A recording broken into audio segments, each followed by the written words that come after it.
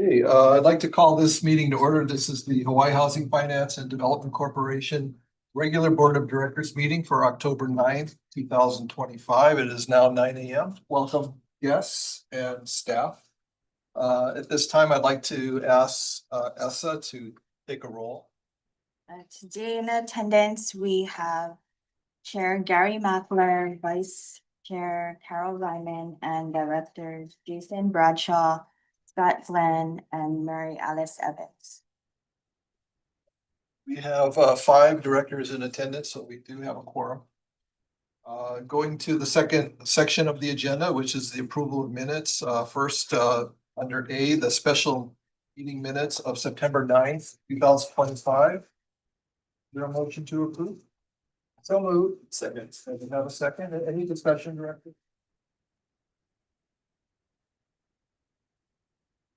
If not, all those in favor, say aye. Aye. Any opposed? Motion carries. Under 2B, this is from our special meeting held last week. And these minutes are being deferred until the next regular report. Going on to section 3 of the agenda, discussion and or decision making. Under A, the first item is to accept the audited financial statement of the Hawaii Housing Finance and Development Corporation, Nani Opuna project for the fiscal years ended June 30, 2025 and 2024. Is there a motion to approve? Still move or accept? We have a second. We have a second. Okay. Before I ask you, Holly, to present, is there anyone in the public wanting to give testimony on this agenda item?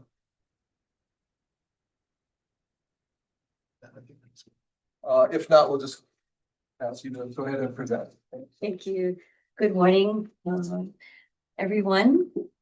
This morning, the Nani Opuna project is a rental housing project under the corporation's Dwelling Unit Revolving Fund, also known as DURF. And this project is located in Puna on the island of Hawaii and is comprised of 31 rentable units and 1 manager unit. The project was funded by grants and a mortgage note from the U.S. Department of Agriculture, or USDA. And the project houses domestic farmers. The USDA requires an annual audit, which is the primary reason for this for action.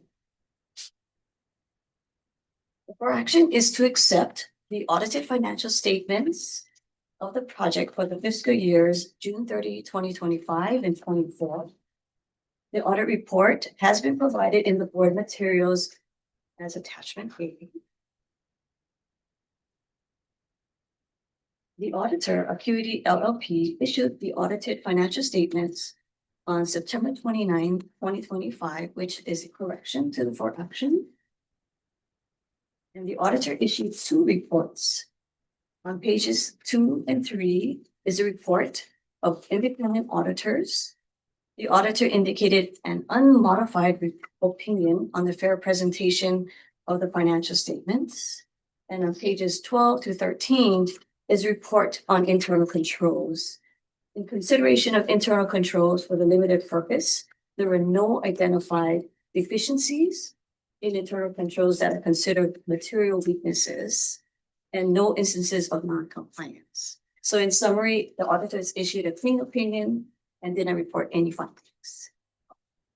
Thank you, Holly. Are there any questions? Just for sake of discussion, I'd like to ask our executive director, is going forward with this project, it's any plans that for redevelopment? Yes, we're looking at our options to redevelop the property while keeping it affordable.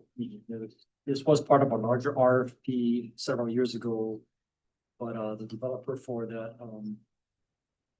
was awarded the project has since pulled out. Yeah, there's a USDA loan on the property which provides rental assistance for agricultural field workers.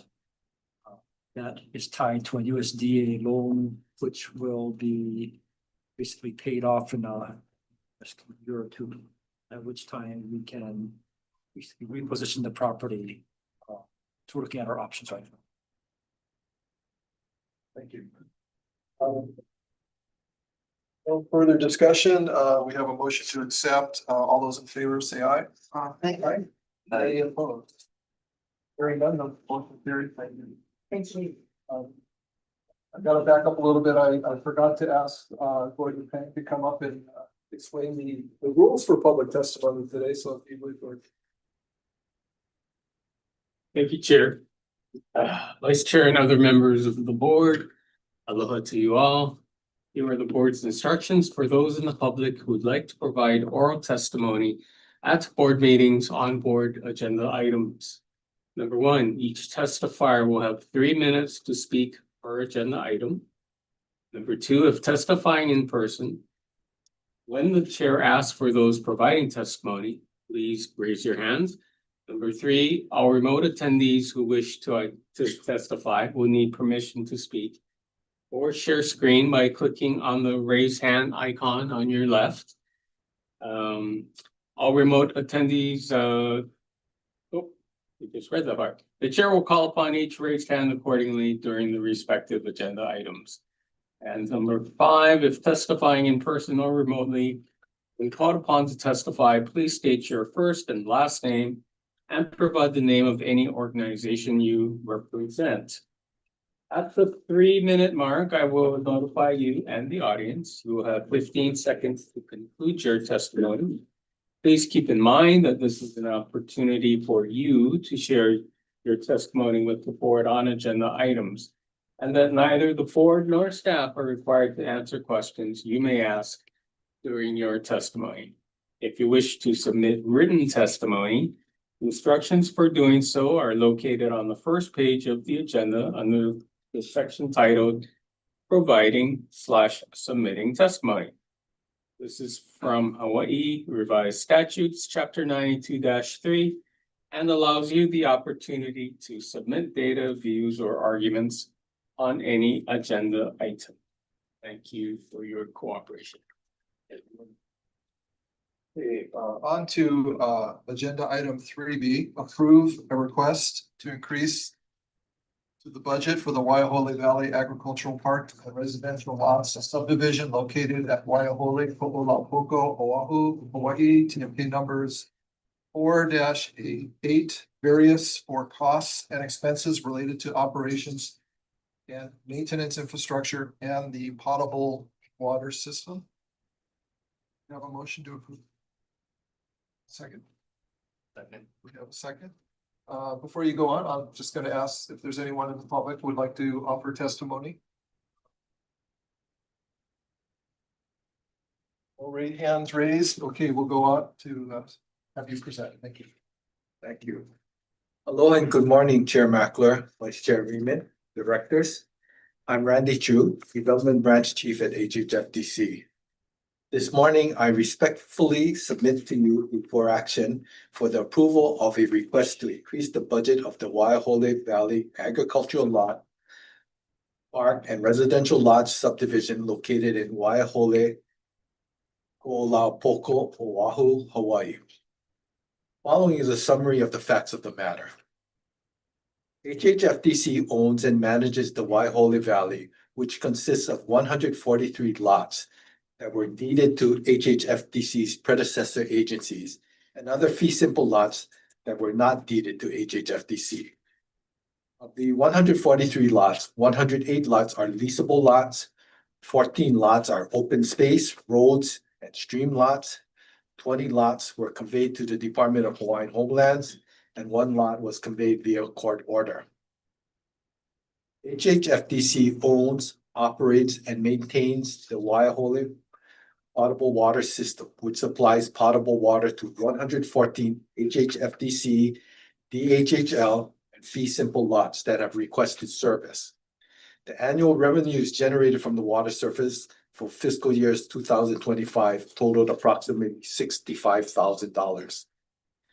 Additionally, HHFDC owns and is responsible for the maintenance of the roads, bridges, streetlights, and landscapings of various HHFDC owned lots and properties. The Waiahole Valley Road infrastructure was developed between 1987 and 1992 as part of a major upgrade to the valley's roads, drainage, and electrical systems. In the recent several past years, the amount of maintenance, needed repairs, and required improvements to provide safe and effective operation of Waihole Valley has increased significantly due to the aging of the infrastructure and substantial cost escalation for the required maintenance contracts and repairs. This for action requests an increase of $9,213,982 to the Waihole Valley budget to provide the necessary funding to operate Waihole Valley for the next 5 years. Notable activities for which the proposed increased budget is based upon include the new well site design and testing. The Waihole Valley potable water system was placed into operation in January 1989 and was classified as a public water system by the State Department of Health in March 1989. HHFDC owns the water system and is responsible for its operation and maintenance. The water system is currently in its 36th year of operation and has exceeded its 30-year anticipated useful life for this type of water system installation. Since 2011, HHFDC has been in the planning and exploratory stage to replace the existing water system with a new system consisting of new water wells and distribution piping. New system will provide significant improvement to the reliability of the water service to the Waihole Valley residents, as the present system is currently subject to electrical power outages and damage to access roads during severe weather events. The new well and distribution system will be constructed to current Board of Water Supply standards, which will allow dedication to the city. The environmental assessment for the new water system has been completed, and HHFDC is currently negotiating a contract with water system design consultant Akinaka and Associates to design the test well and subsequent new permanent water system. Continued funding for this effort will allow HHFDC to begin the permitting, design, and test well drilling of the new water wells.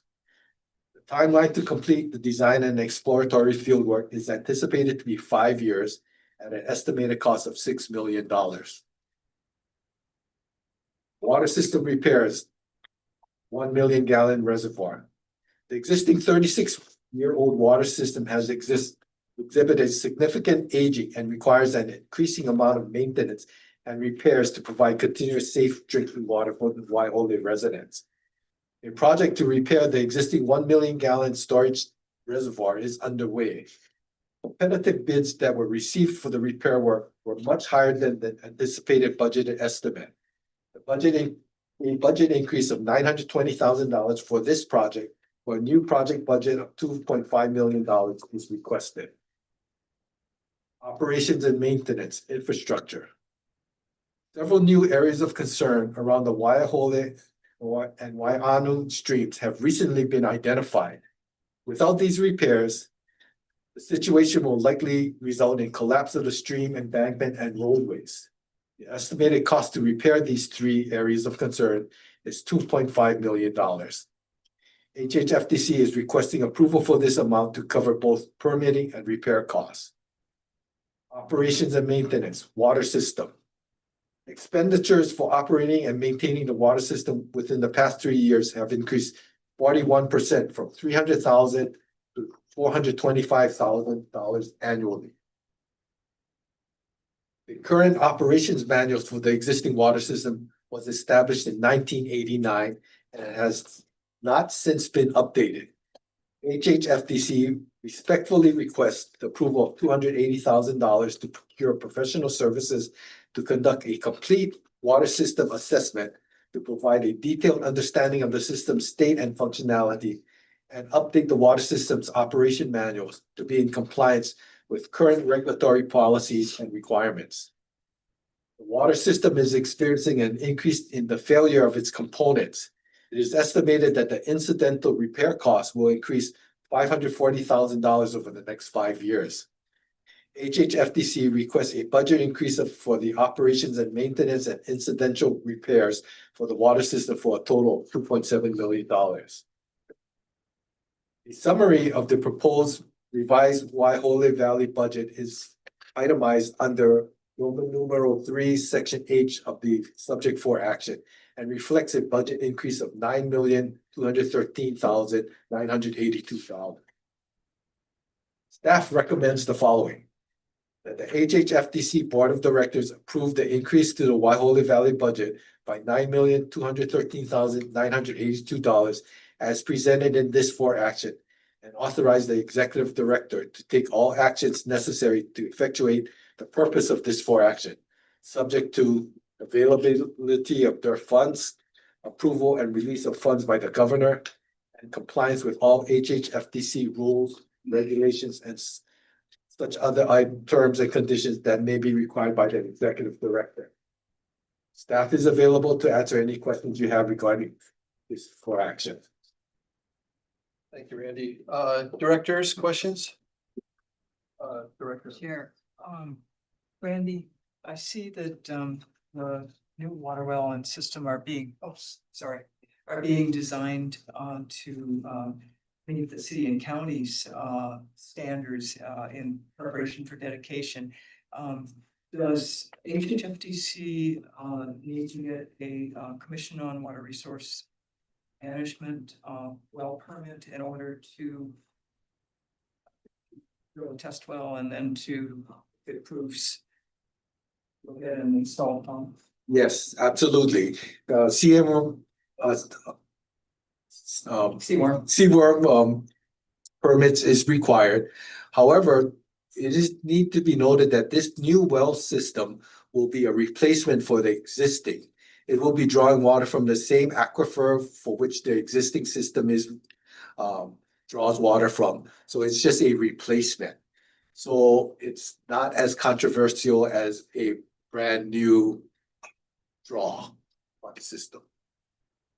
May I ask another? Absolutely. So, is potable water system separate from the agricultural water that your agricultural lots? Well, currently, the water system provides potable water that can be used for domestic use as well as agricultural use. There is a non-potable system, but that is not maintained by the HFDC. It's a legacy system from prior owner. Thank you. Thank you, Chair. Oh, you're welcome. Director Blair. Thank you, Randy. Just wanted to ask, I understand there's been some residents proposing approaches for handling the electricity or the water system and maybe some alternative approaches to the water system. And wondering, could you summarize that and where those conversations are? Well, there have been conversations with some of the residents to do some hydroelectric. Randy hasn't been in the latest conversations. Myself and Michael Yee have been talking to some residents. And what they're looking at now is using hydropower provide just firm electrical power for Waihole Valley. But that is now separate from the water system. They're pursuing a separate hydro project.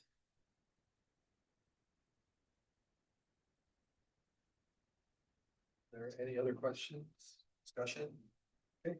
I just know one thing, Director, that next 5 years, we do anticipate coming to the board again for significant funding. There are some unaddressed issues, such as there was a former landfill in Waihole. Department of Health is going to require us to clean up. The estimate could be several $1 million for just for that one lot. There's also the lot that previous lessees were on where or substantial cleanup and remediation. So that expense has not been budgeted yet because until we have a firm handle on expenses, we want to come back to the board for those items. Although also that the infrastructure in Waihole is now over 30 years old. So we're seeing more, say, water system breaks, more infrastructure maintenance needs. So that's why you're seeing the budget now increase rather sharply than it was as in the past. Yes. I'd like to support this, in particular, the effort to address the possibility of roadway washout and stream embankment collapse, because we are going to see climate-related rain bombs that will stress the deteriorating infrastructure. So I'm really strongly supportive of this.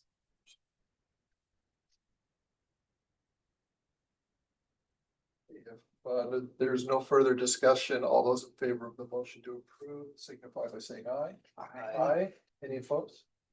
Hearing none, the motion carries. Thank you. Thank you.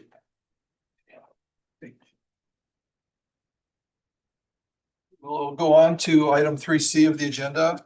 This is to approve resolution number 2218, which provides for official intent with respect to the issuance of Hula May multifamily tax exempt revenue bonds, and 2, reservation of low income housing tax credits for the Ho'onanea Phase 1 at Ho'opili Gateway located in Kapolei, Oahu, TMK number 19-1-018-012. Is there a motion to approve? Have a motion? Is there a Second. We have a second. Before you go on, Mike, is there anyone in the public would like to give testimony on this agenda? Hearing none, we'll turn it over to. Okay. Morning, members of the board, chair, vice chair. My name is Mike Doyle, Housing Finance Specialist, here to present the request to award the 4% low-income housing tax credit and Hula May bond issuance for the Ho'onanea at Ho'opili Gateway project. For this recommendation, the applicant is Ho'onanea Homes Limited Partnership, and the developer is Mutual Housing Association of Hawaii. This project is a new 192 unit low-income mid-rise complex situated on 6.5 acres in the Ho'opili Master Plan Community in Kapolei, Hawaii.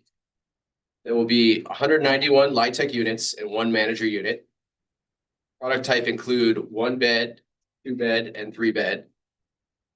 The project will consist of 4 4-story mid-rise multifamily buildings with notable amenities such as playground, picnic area, community meeting room, and community garden.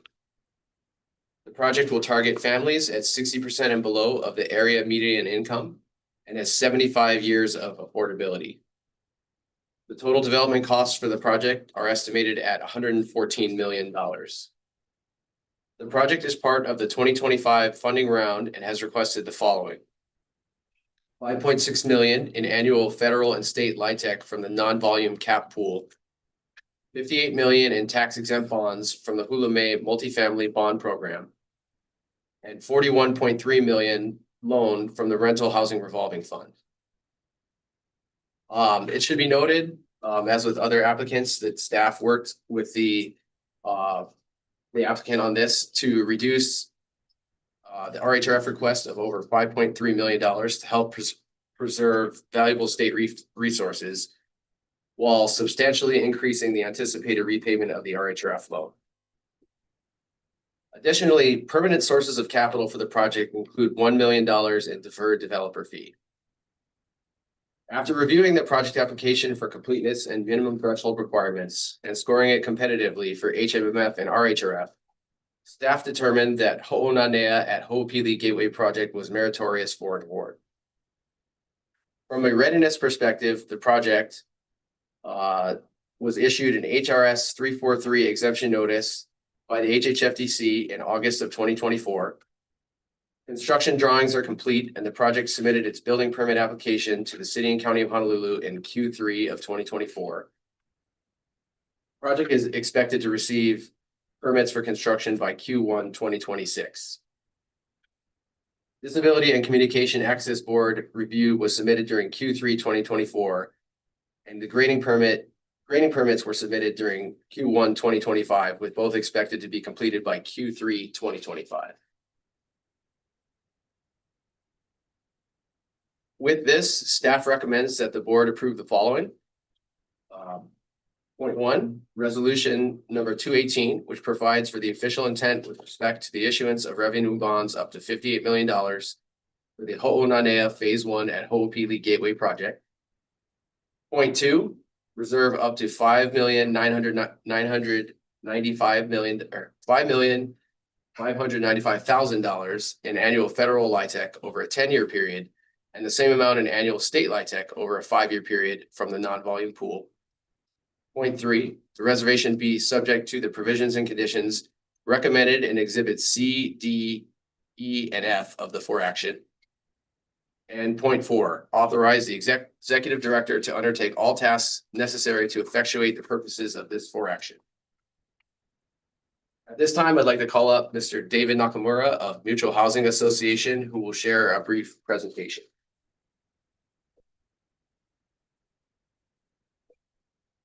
We sit here, or, oh yeah, you can sit here.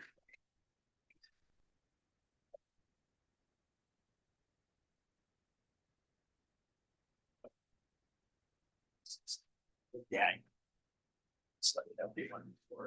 Hi, good morning. My name is Dave Nakamura, and I'm Executive Director with the Mutual Housing Association of Hawaii. First of all, I want to thank Mike and Dean for helping us get through the application process, which is always a challenge, so grateful for that. And also for Randy and Albert on the development side, because they helped us get through the entitlement process about a year ago. Mutual Housing is a local nonprofit that owns, develops, and manages affordable rental housing.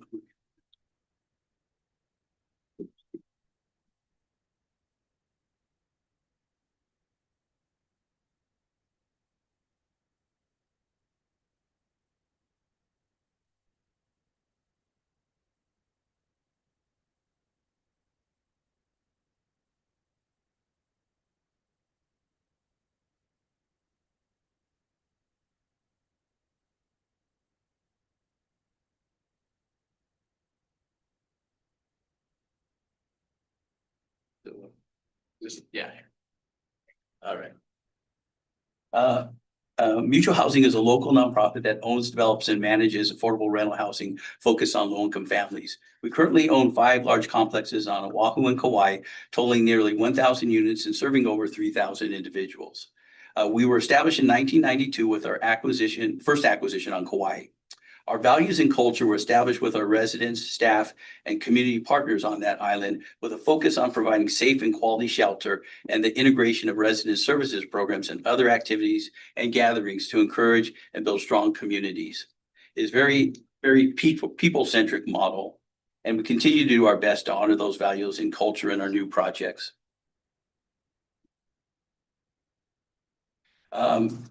Mutual Housing has been privileged to serve the East Kapolei community for the past decade with our development of 2 new communities. Our first development was Koloula, located across from the Kroc Center and Honouliuli Middle School. We were awarded a 65-year ground lease from HHFDC and built 308 apartments targeting families at 30, 50, and 60% of median incomes. The project was built in 2 phases that were completed in 2013 and 2018. The second project was Kulia, located in DR Horton's Ho'opili subdivision near the soccer fields and community center. Mutual Housing built 120 affordable rentals on 7 acres of land donated by DR Horton, and this project was completed in the midst of the pandemic in 2021.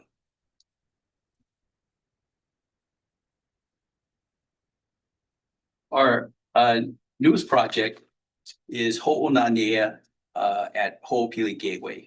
Phase 1 of Ho'onanea will be built on 6.5 acres entitled land that will be deeded to Mutual Housing from DR Horton at no cost. The parcel is ideally located below the H1 freeway and north of the UH West Oahu campus. The contribution of the land, which is probably valued at, let's say, $7 million, is a critical component of this development and its feasibility. Mutual Housing will then lease the parcel to the Ho'onanea Homes Limited Partnership for 80 years. Give you a map. So you can see the H1 freeway is located above our parcel with the arrow, and right below it is UH West Oahu, and which is about a half a mile away from the UH West Oahu transit station. Off to our Diamond Head side is the greater Ho'opili subdivision, which has, most of the bulk of the development being done by DR Horton.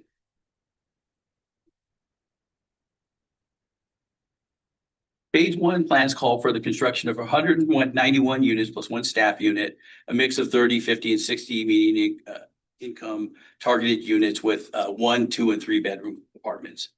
Ho'onanea was one of the first projects utilizing the governor's emergency proclamation on housing, and this allowed us to build affordable rentals on business-owned land. So really grateful for that. And that probably cut maybe 1 or 2 years off of our development timeframe. The project will remain affordable for 75 years under our financing, and we expect it will remain affordable even longer under Mutual Housing's ownership. The phase one will be made up of 4 U-shaped buildings situated around a centralized management office, community center, and maintenance facility. To keep the apartments cooler, the buildings are designed as single loaded corridors to promote natural ventilation because it gets very hot in the Everglades. There'll be type 5 construction and they'll be serviced by elevators and sprinklers. Our builder will be D.R. Horton, who's also the developer of this subdivision. And we attribute our lower construction costs and development costs to cost efficiencies we benefit from their operations and national pricing we get as them being the nation's largest home builder. Picture of just elevation and an aerial perspective of the project. That's actually showing phase 1 and phase 2. Phase 1 will be at the forefront. And if you can see off in the background, that's the UH West Oahu campus. So it gets sort of a situation where we'll end up being, right now it's just open fields at this point. Our project, with your agency's approval this month, we believe we can start construction by mid-2026. We expect to secure building permits by March of next year, moving into a financial closing in June, July, with a July construction start in 2026.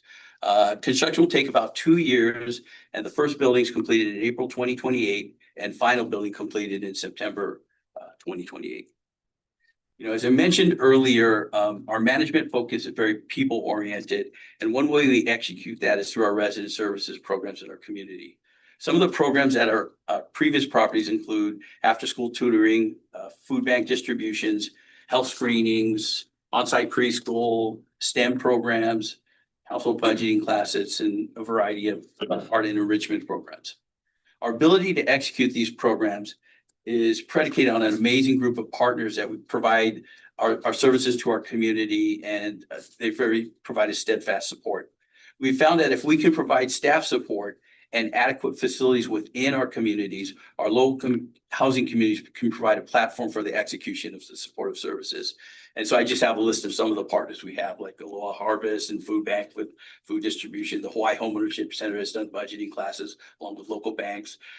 Churches are really great in helping us during the holidays and with food, and Helping Hands Hawaii has provided school supply distributions. And one of the biggest partnerships we've been involved in is the Palolo Pipeline, where it involved University of Hawaii, Kapilani Community College, Chaminade, Palolo Elementary, and Jared Middle School. And that was just integrating all elements of education to try to bring together. And it's resulted, not to get too much into it, but like our Palolo community, the kids when 25 years ago, they were not graduating high school, college. And now we're seeing higher high school graduation rates, and many of them going off to college now. So it's very important. So anyway, I can go on and on, but we're thrilled to do another project with HHFDC at this time, and I'd be happy to answer any questions you have. Thank you. Thank you, David. Are there any questions?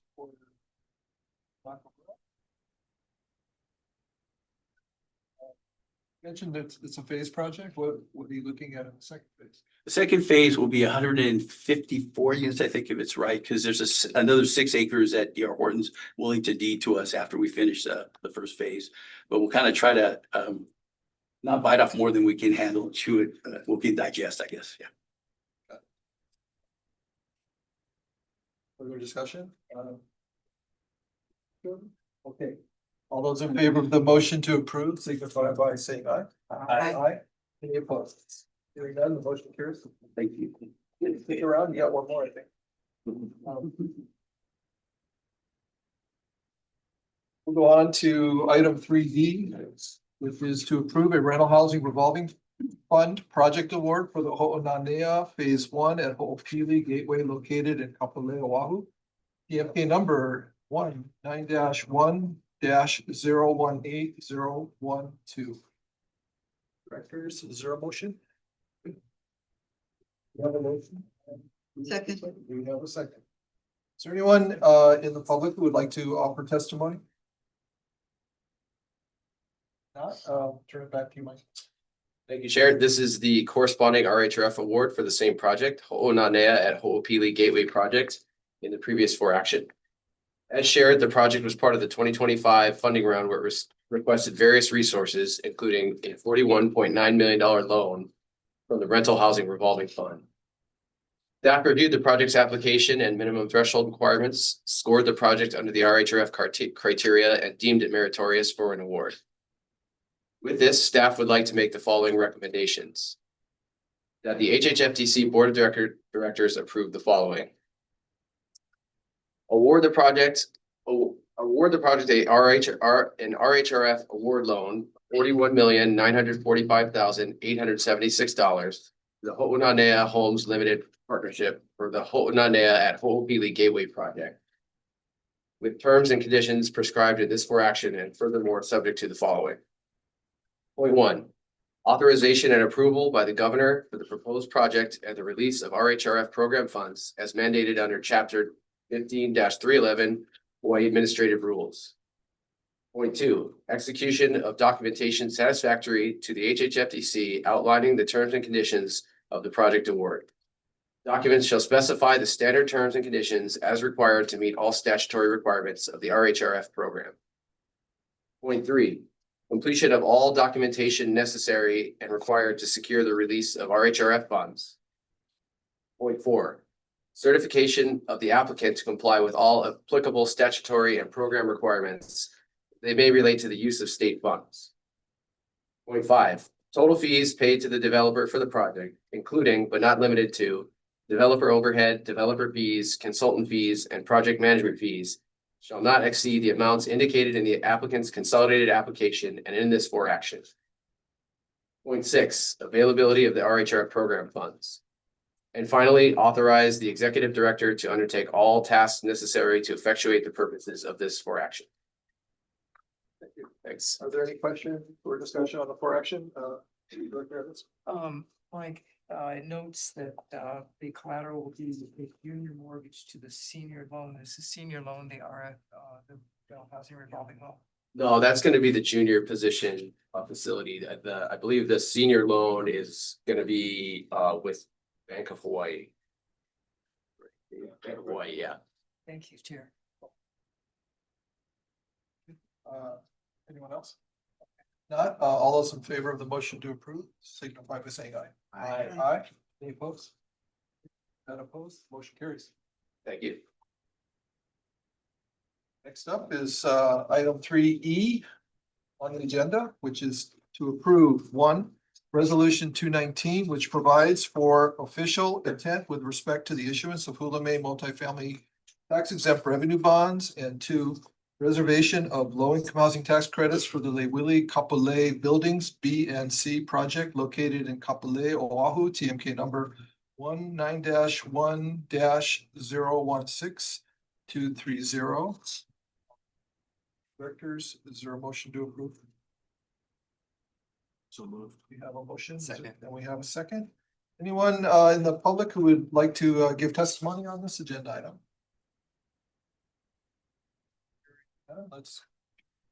Mike. Okay, thanks again, members of the board, chair, vice chair. My name is Mike Doyle, housing finance specialist, here to present the request to award the 4% low-income housing tax credit and Hula May multifamily bond issuance for the Lewili Kapolei Buildings B and C project.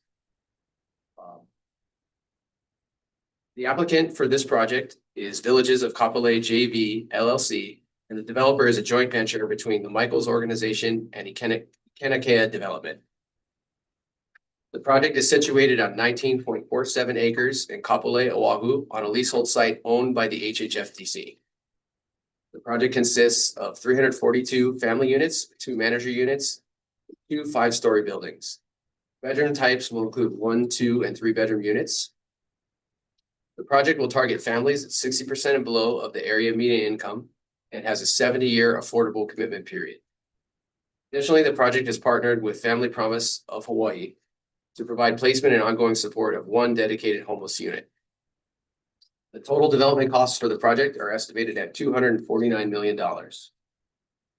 The project is part of the 2025 funding round applicant group, where it has requested the following: $9.3 million in annual federal and state LIHTC from the non-volume pool, $130 million in tax exempt bonds from the Flume multifamily program, and a $119 million loan from the rental housing revolving fund.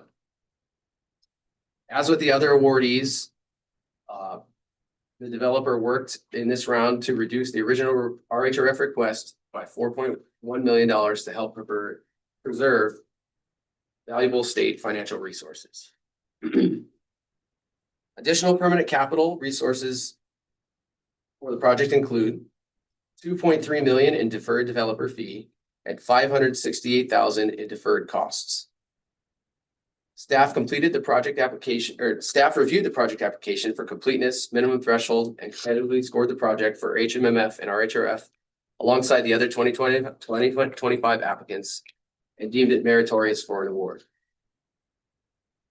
From a readiness perspective, the project has a Chapter 343 exemption determination from HHFDC, which was published in the environmental notice in December 2024. Building plans have been submitted for review to the City and County of Honolulu with an expectation that permits will be received by Q2 2026. Financial closing and construction start is expected by Q4 2026. With this, staff recommends the board approve the following. Point 1, Resolution 219, which provides for official intent with respect to the issuance of revenue bonds up to $130 million for the Lewili Kapolei Buildings B and C project. Point 2, reservation of up to $9,291,931 in annual federal LIHTC over 10 years and the same amount in state LIHTC over 5 years from the non-volume pool. Point 3, the reservation be subject to the provisions and conditions recommended in Exhibits C, D, E, and F of the foraction. And point 4, authorize the executive director to undertake all tasks necessary to effectuate the purposes of this foraction. So at this time, I'd like to call up Chris Flaherty, from Ikenakea for a brief presentation.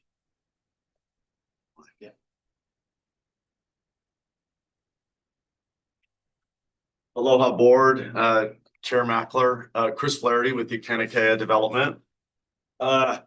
Interestingly enough, my very first project in the LIHTC space was with the Michaels organization almost 20 years ago. So it's great to be involved with them on this project and very excited about this opportunity. The project that we're talking about today is Lewili Kapolei Phase 1, which is 344 units.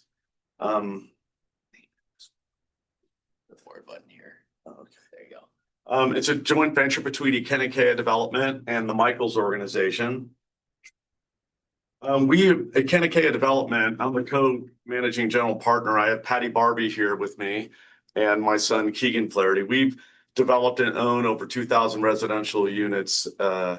We have developed numerous affordable housing projects funded through the Low Income Housing Tax Credit Project or tax credit program. We have a majority of our projects in Hawaii, California, Texas, and Arizona. The Michaels organization, they've developed over 1,000 affordable units in Hawaii. They've been in business for 50 years, 57,000 units developed and 74,000 units managed, totaling 596 communities and 200,000 residents nationally. They have a lot of experience with residential developments in 39 states, including DC and the US Virgin Islands. The project's located on the corner of Farrington Highway and Fort Barrett. It's a vacant property right adjacent to the new veterans housing project that was just finished. It's about 20 acres. You can see in the slide right here, it's 900 units in total, 344 units of affordable rental units in B and C in purple. The development program in Phase 1, which is 344 units, are 2 5-story courtyard buildings, 172 units each. There's 112 one-bed, 132 2-bed, 98 3-bedroom with 2 manager units. The affordability will be between 30 and 60% AMI. It'll be 70 years of affordability, and 30% of the units are at 30% AMI. The future phases of the development program is the goal to grow inventory with diversity of affordable housing, balance mixed income and mixed use. When we kick off the development of the affordable housing, we will also begin the development of the commercial component, which is on the corner, which is about 95,000 square feet of commercial mixed use. So the workforce rental housing will be between 80 to 100%. We will have for sale townhomes up to 140% AMI. As I mentioned, there'll be 95,000 square feet of versatile commercial space. We were awarded the RFP in March of 2024. We received our entitlements and exemptions in December of 2024. Our building permits were submitted in May of 2025, and we expect a closing in Q2 of 2026 with construction completion of Q2 2028. That completes our presentation. We're excited about the project and thank HHFDC for recommending us for an award. Thanks, Chris. Directors, do you have any questions for this? I have a comment. Go right ahead. Just wanted to clarify, this project is on HHFDC land, right? Correct. Okay, so this is a state project. Yes, this is a project, it's part of the Village of Kapolei, one of the last projects to be developed in Kapolei. So we're very happy to see us reach this milestone of basically completing this community at this point. Thank you. So I recall this was through an RFP from Fujimoto sitting on the sidelines. Thank you. Okay, there's no further discussion. I'll call for the question. All those in favor signify by saying aye. Aye. Are there any opposed? Hearing none, motion carries. Thank you. Thank you. Yes, it seems like Kapolei Day. Ladies. Yes. Okay, we'll go to the next agenda item, which is under 3F of the agenda, and this is to approve a rental housing revolving fund project award for the Kapolei Building B and C project located Kapolei, Oahu, TMK number 19-1-016-230. Motion, directors. We have a motion. Do we have a second? Second, is there anyone in the public who would like to give testimony? We'll turn it back over to Mike. Thank you. This is the corresponding RHRF award for the same project in the previous 4 action. As mentioned, the project was part of the 2025 funding round where it requested various resources, including a $119 million loan from the Rental Housing Revolving Fund. Staff reviewed the project's application minimum threshold requirements, scored the project under the RHRF criteria, and deemed it meritorious for an award. With this, staff recommends that the board approve the following. An RHRF project award loan of $119,200,000 to the Villages of Kapolei JV LLC for the Lewili Kapolei Buildings B and C project, the terms and conditions prescribed in the 4 action. Furthermore, subject to the following. Point 1, authorization and approval by the governor for the proposed project and the release of RHRF program funds as mandated under Chapter 15-311 Hawaii Administrative Rules. Point 2, execution of documentation satisfactory to the HHFDC outlining the terms and conditions of the project award. The documents shall specify the standard and specific terms and conditions as required to meet all statutory requirements of the RHRF program. Point 3, completion of all documentation necessary and required to secure the release of RHRF funds. Point 4, certification of the applicant to comply with all applicable statutory and program requirements as they may relate to the use of state funds. Point 5, Total fees paid to the developer for the project, including but not limited to developer overhead, developer fees, consultant fees, and project management fees shall not exceed the amounts indicated in the applicant's consolidated application and in this for action. Point 6, availability of the RHRF program funds. And finally, to authorize the executive director to undertake all tasks necessary to effectuate the purposes of this for action. Thank you. Here's questions for Mike. Comment, Director I'm Evans. very pleased to see so many 2 and 3 bedroom units in a family home. I know that's harder to do. So goes to HHFDC and the developer for making that possible. Yeah, I'll call for the question. All those in favor of the motion to approve signify by saying aye. Aye. Aye. Any opposed? Hearing none, motion carries. Thank you.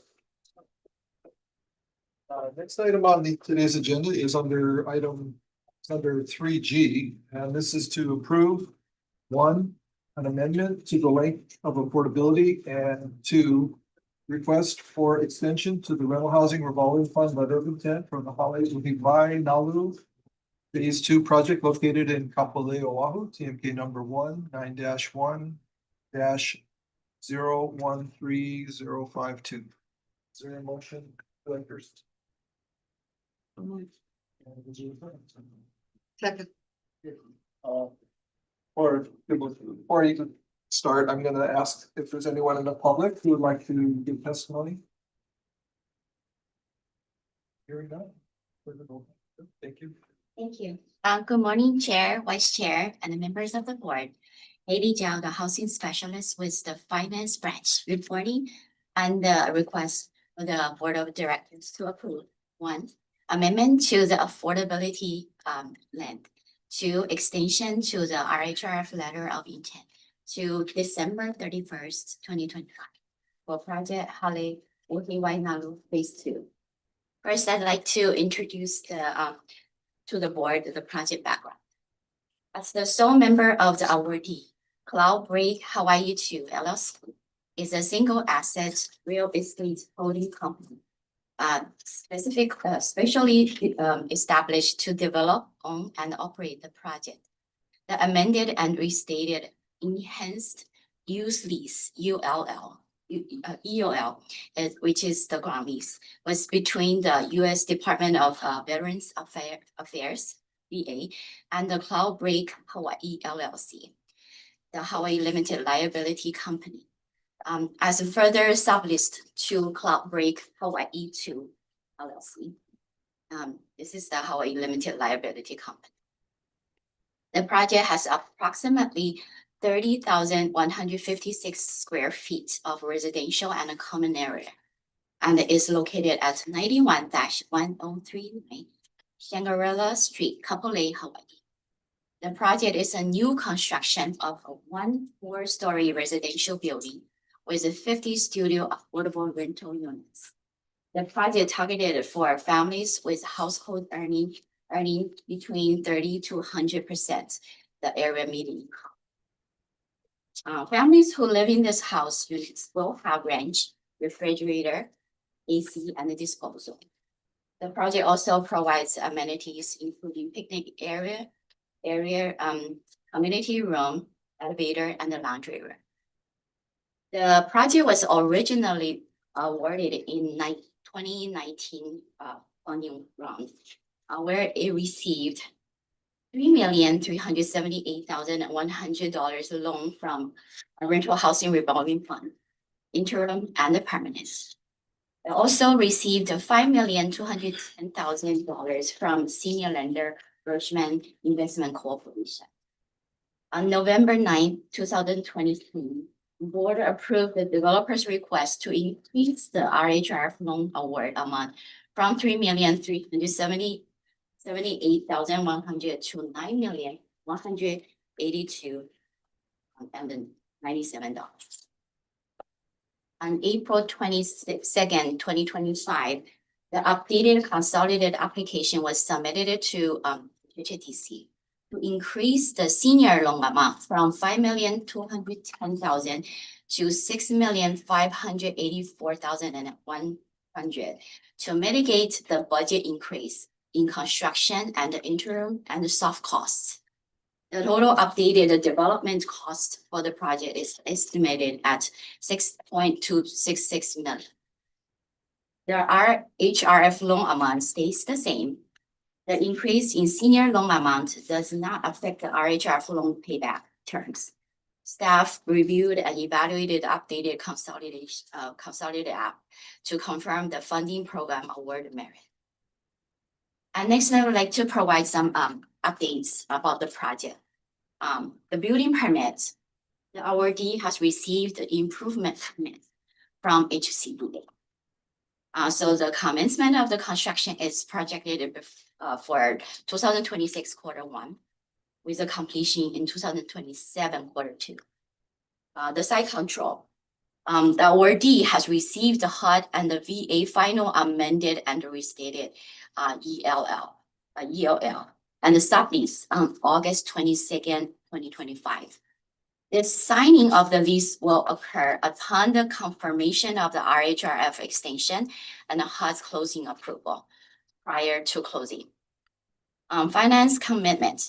The awardee has received a letter of commitment for the senior loan of 6,584,100 from senior lender Garshman Investment Corporation. The loan documents are under the process to be finalized right now. And also the schedule of milestones of this project are as follows.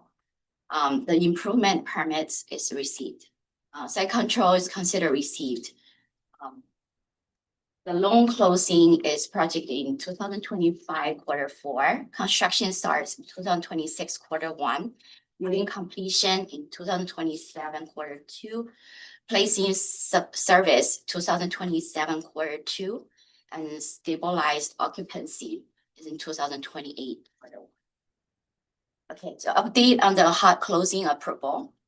The previously issued HUD firm commitments expired on August 19, 2025.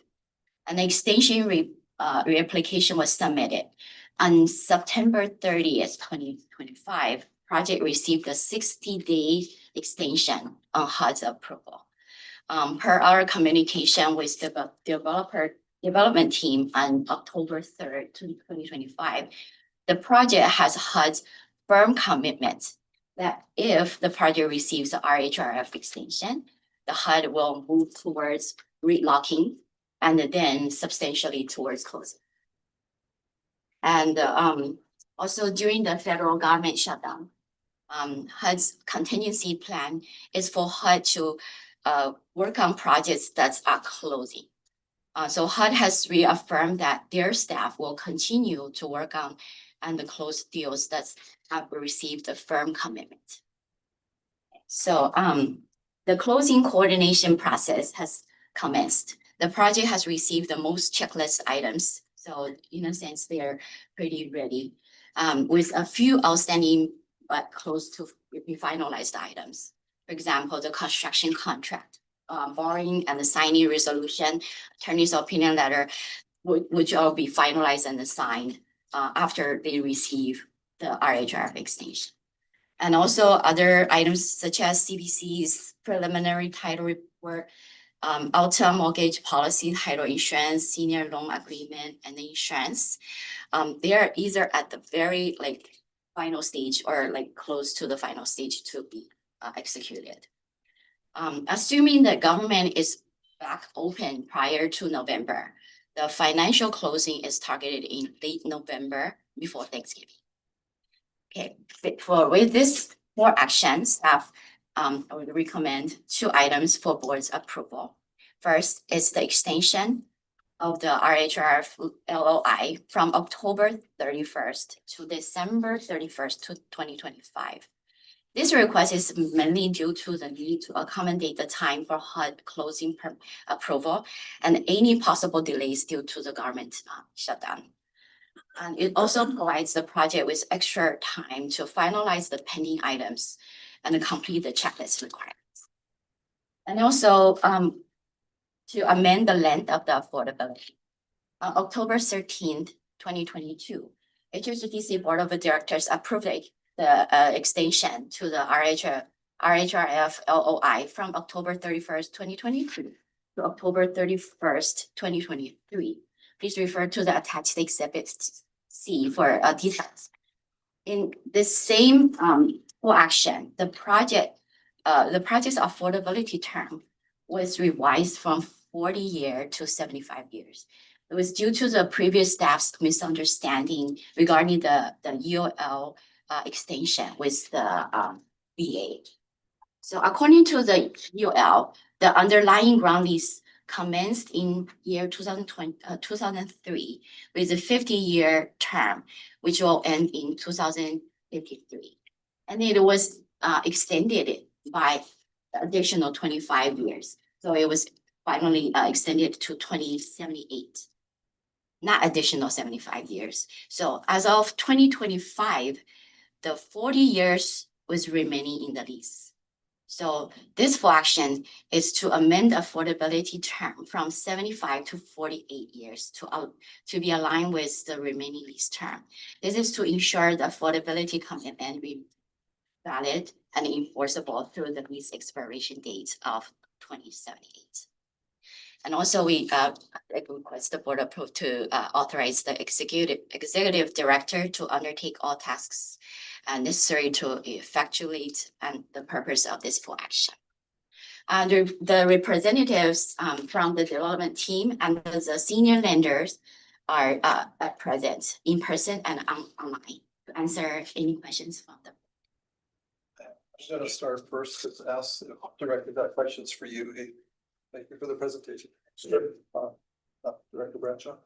Yeah, just out of curiosity, so the correction that we approved on January 9th, 2025, the studio rents were $731, $1,218, $1,635, and $1,700.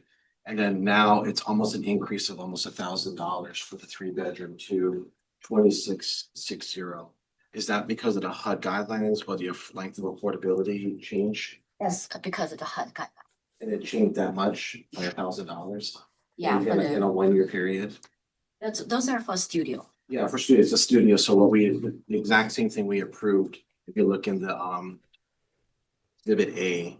Right, so for 3 bedrooms, for the studio, not 3 bedrooms, sorry, for the studio was 1,700 for 25 units, and now we're approving it for the same 25 units at 2,660, so almost $1,000 increase. Yeah, that's correct. That was from the HUD's guidance. I can pull the. And it went up that significantly in 1 year. You said it was compared to 2025, right? Take a look at exhibit A. January. Yeah. And we take a look at the exact same situation, just that the rents have gone up considerably compared to where we were from January 9th to October, right? So basically like a 10-month period, right? Imagine the HUD guidelines have gone, I mean, I imagine in 1 year they went $1,000. They did go. They did. I don't know if it's that much, but they did go pretty fast. Well, I will ask the representatives for the development team that are here to come up after. Okay. Do you have any other questions for Haley? Sure. Yes. Haley, did you receive the confirmation about the HUD arrangement or during the shutdown like that? Oh, we received the email from the development team to confirm that, but not directly from the HUD. Okay, so you guys haven't directly contacted HUD and had conversations to confirm that that is HUD's.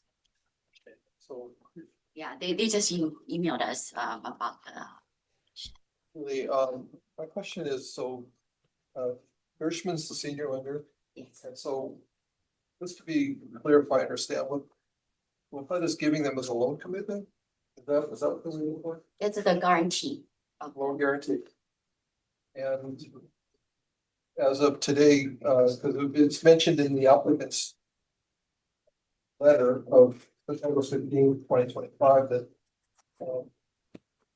I would give a firm commitment, we issue that, by the end of September of this year. And so as of today, has it been issued? The project received the confirmation from HUD about the extension to December. So, but they haven't issued a final approval yet. So in order to issue that, they're waiting for our RHF like extension, Extension, yeah, that's- to be approved by our board of directors. And also they are still under review, but they did receive, through their email advice, yeah, they did receive the firm confirmation that they would issue this. So it was just a matter of time. And but, it's because it was during the year. So yeah, the timing is predictable. So yeah, we're hoping to receive it soon after we. Okay, and then it's also mentioned in the board action that this is the final request for extension from the awardee.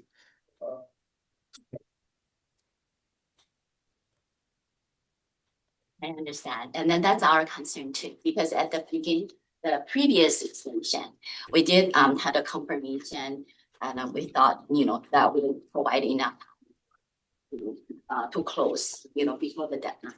But, because they are negotiating the terms with VA and HUD, which are two federal governments, so yeah, it just like, it's not totally under the developer's control that they want to finish on time, the negotiation, receive the approval. So given that, now we're making a significant progress, considering that we already issued a grade upon all the terms on the UL. And HUD already had a firm confirmation that they would give an approval. So we're considering that situation. So we're thinking compared to last time extension, this project has a, big progress on their, the timeline and then the readiness. So that's why we're kind of like asking the board's approval. So with today's approval to extend December the 30th. LOI, when HUD needs to complete their work to give the guarantee. Yeah, that's my understanding. We can Okay. double check with Okay, developer. why don't we do this, why don't we ask the reps to come on up and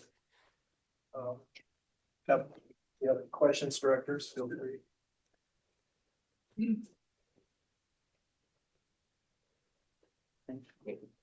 Mr. Chairman, members of the board, thank you. I'm Brad Bridwell. I'm the Chief Operating Officer for Cloud Break Communities as a whole and Cloud Break Hawaii.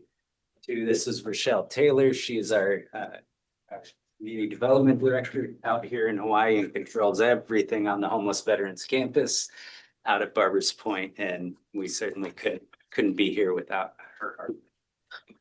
Appreciate being here.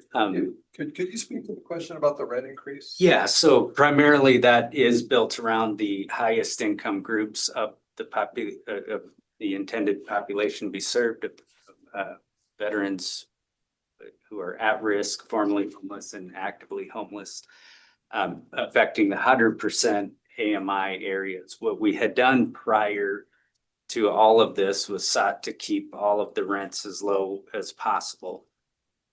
And kept the 80 and 100% AMI groupings at relatively the same rents and rent structure.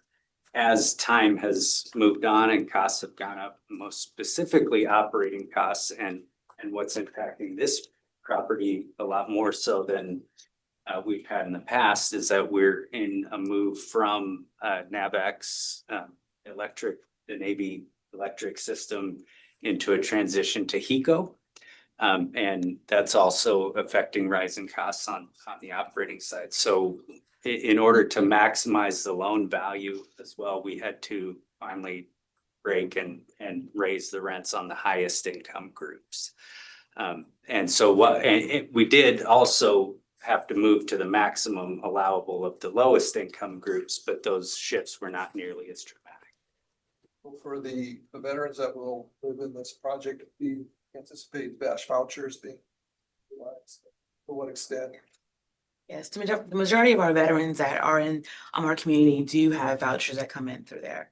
either with our veterans or the special needs group. Plus also the increase that we have here this year is the highest that HUD has gone up here in Oahu for the rental amounts. So that's the reason we went to the maximums.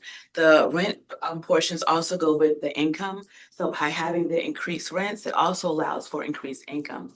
So that means that some people who fall up under that bit of not having enough money to live here, but too much to live here, this increases the income to allow more people that have higher income or benefits to also be able to be housed as well. So it's that little bit of, that little window of people that we usually miss are now able to be captured by us having these increased income and increased rent on here. So this is just on our 80 and 100% that will allow those veterans to qualify to be able to live in our community.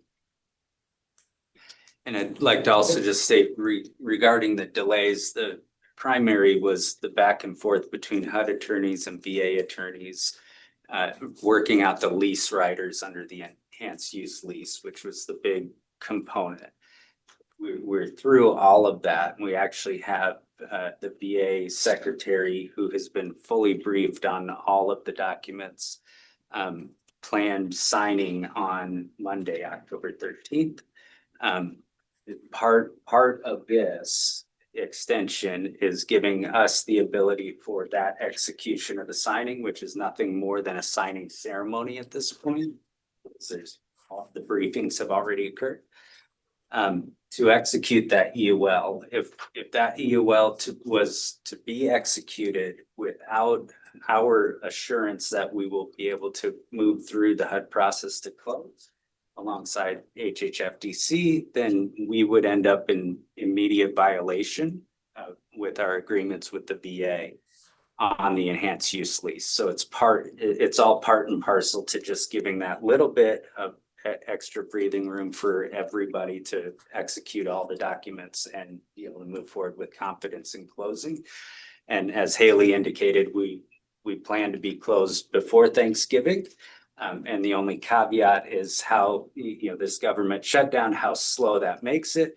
So far, we're seeing very positive progress, and the only real delay is we're having to submit our documents to HUD and then email the divisional director to tell her that there's a document waiting to be reviewed. Then she has to go and authorize their employees to come in, review that document. So it's adding like a day to 2 days on every turnaround. And so while it is slowing, it's definitely not shut down, and we're seeing still quick response within about a day or two from submission to HUD. So, But could you clarify that point? Or so basically they're furloughed and then they're unfurloughing them to come So, back to work? yeah, they're authorized to work on projects that are scheduled to close, right? And our project qualifies in that. We're far enough along in the process. So that's all, they're responding. It's just this extra little chain of granting the authorizations for somebody to come in and work. As long as that holds up, we're on track for a Thanksgiving. You mentioned that the transition from the Navy electrical system to the HECO system is causing extra costs. Now, I know that the Hawaii Community Development Authority has received funding from the Navy to create the new grid system, and also from the state. Where does this project's additional costs arise in that transition? Because I've been seeing, the state and the Navy collaborating finally to get that new transmission system to replace the Navy system. Is HECO anyway, explain what you meant. All right, so I can tell you for that one. Right now, that is definitely a godsend for that to be happening. So that works very well for us. At this point in time, HECO is working as far as down to the baseline of enterprise. We are off of enterprise, so our charges come in from where we are in Shangri-La, basically pulling from enterprise. So that part is not done yet and is not in the foreseeable future for our project alignment for construction. So that portion is the development cost that we will have to pay to have them pull from enterprise to Shangri-La. So of course, as things are changing with the HCDA, we're hoping that they align as far as the future and as we go. But as of this point right now, it's not. So that was built into our costs, our budget for moving forward. So we'll see how far they move before we get started. But again, we don't anticipate it being that much at this time. So is your information coming from HECO or HCDA? Both, actually. Yeah, mostly HCDA that we still work with to see what's going on with the where the line is at currently, and Enterprise was the last when I spoke to HCDA. Thank you, Chair. Directors, any further discussion? Just one more clarification. You mentioned Monday. Yeah. Isn't that a federal holiday? I don't believe Columbus Day is. It's got indigenous peoples. So many things. Yeah. Yeah. Not a state holiday. It's not a state holiday. Yeah. But if that had, I think it's a federal though, you're right. yeah. It's a federal holiday. October 13th is the day we're given by our EUL. Okay. Right, that is the day. What do we give it? Yeah, so unless I'm, just got that a day off, but I don't think so. It was scheduled for October 13th. Peter Postmark's on the line. Is our director of land development and has been directly working on that EUL component with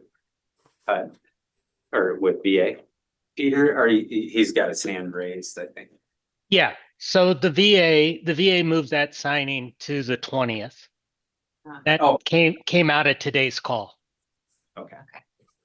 So clearly they were trying to schedule it on a holiday. It's been moved to October 20th.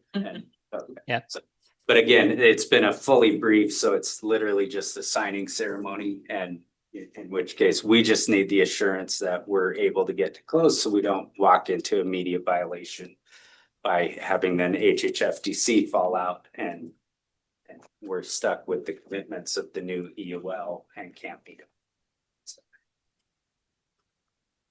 Okay, before I call for the question, I just want to make a comment that the board, this board and prior boards, as well as staff, have exercised a great deal of patience with this project. This is the longest running pre-development project I've seen since I've been on the board. I started about the same time as this project, and I'm in my 7th year now. And I think part of the reason you've exercised that patience is because of who you're serving. Yeah. Extremely important to all of us, and we want this project to succeed. We want you to get to construction and get it built. And so, we're doing our best from our end, and I know staff has taken on a tremendous amount of work with all the requests that have come to this board over the years to also try to move it forward to help you, to help the beneficiaries. So, very happy to see it close and get on to construction. On behalf of all of our veterans, we cannot express our gratitude for your patience and partnership with HHFDC throughout all of this. And with that, we don't take that lightly. Very well. Thank you.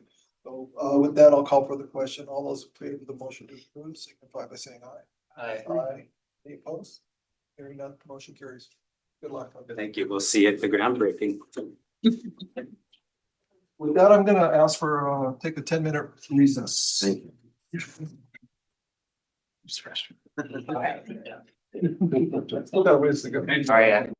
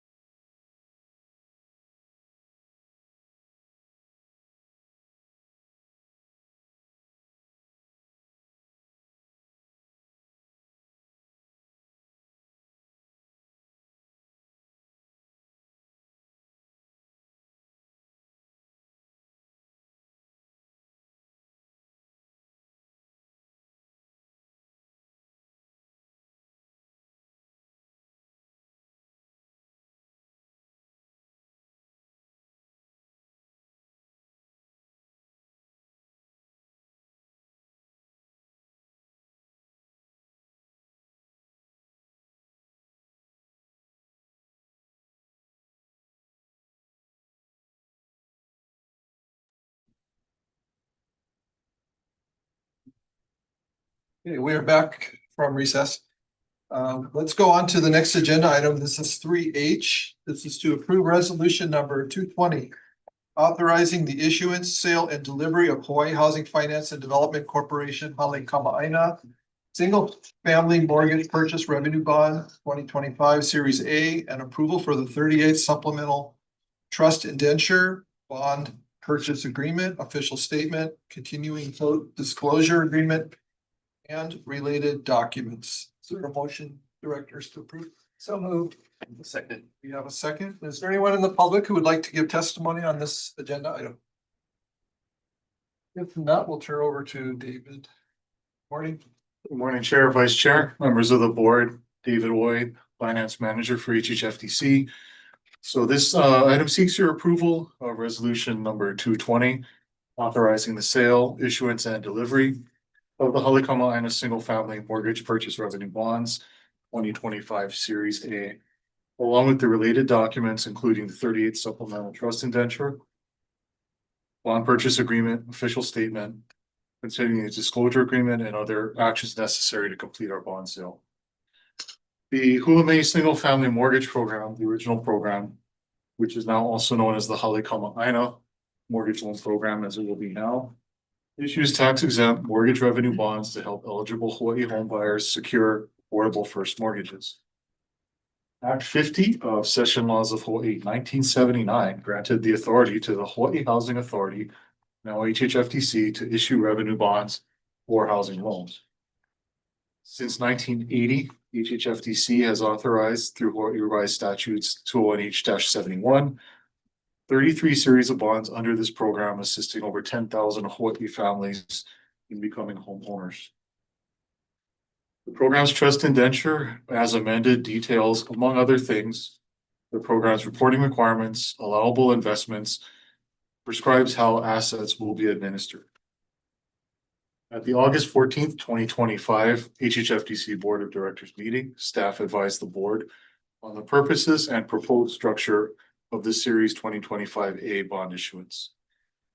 On September 23rd, 2025, the staff conducted a public hearing pursuant to the Tax Equity and Fiscal Responsibilities Act, also known as TEFRA, to solicit any comments on the bond issuance. No members of the public participated or provided any comments. To comply with Section 147 of the Internal Revenue Code, staff will seek the governor's final approval before the final bond issuance is completed.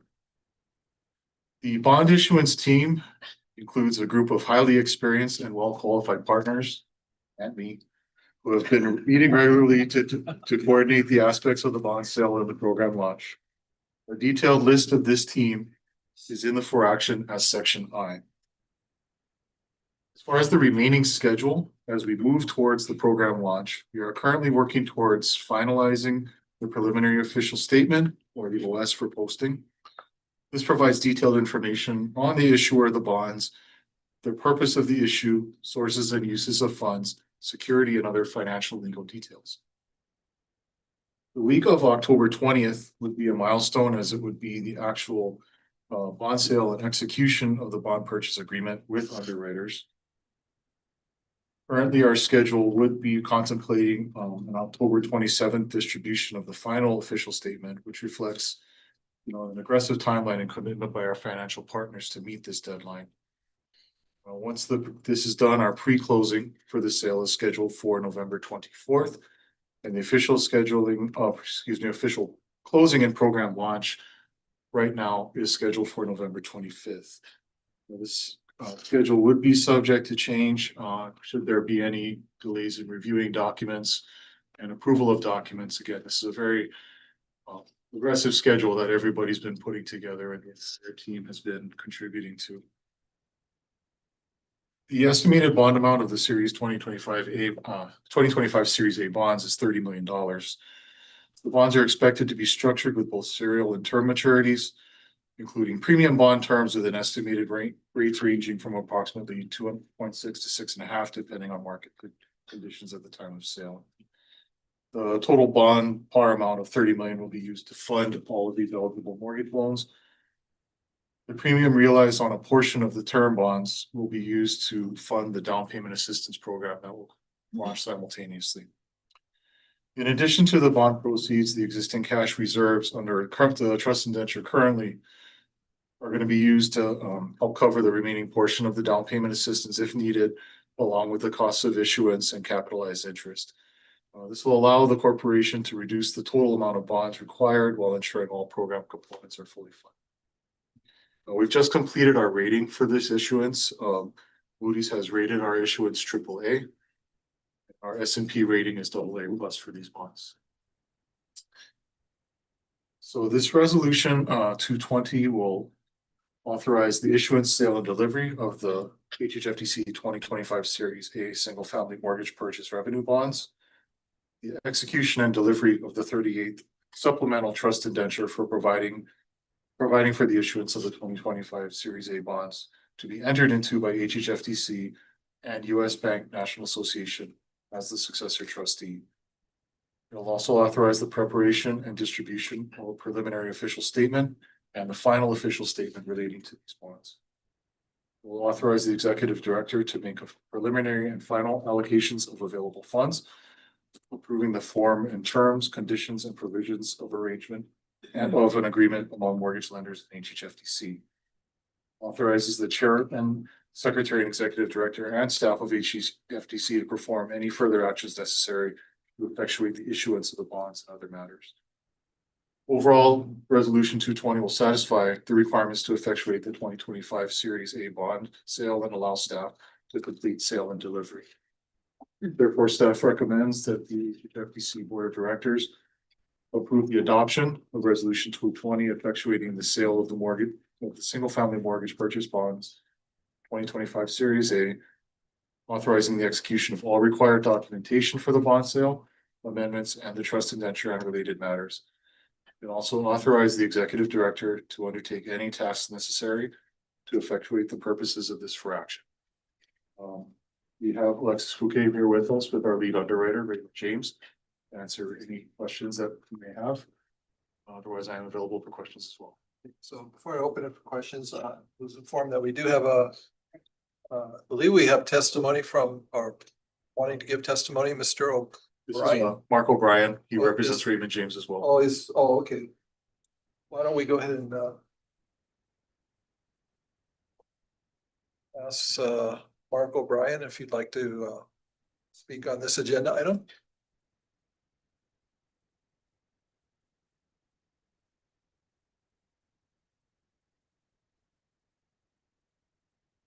Mark, are you there? Yes. But Yes. Can you hear me, David? yes, sir. Oh, yes. Chairman, board member, staff. Yeah, Mark O'Brien with Raymond James, senior managing underwriter for the Hawaii HFDC 2025A bond issue, and just make ourselves available, myself and Alexis Fouquet with Raymond James there in Honolulu to answer any questions. Thank you. Okay, thank you. Yes. Director. I'm not sure who to direct this to. With the Federal Reserve reducing the interbank rate by a quarter point last month, this month maybe.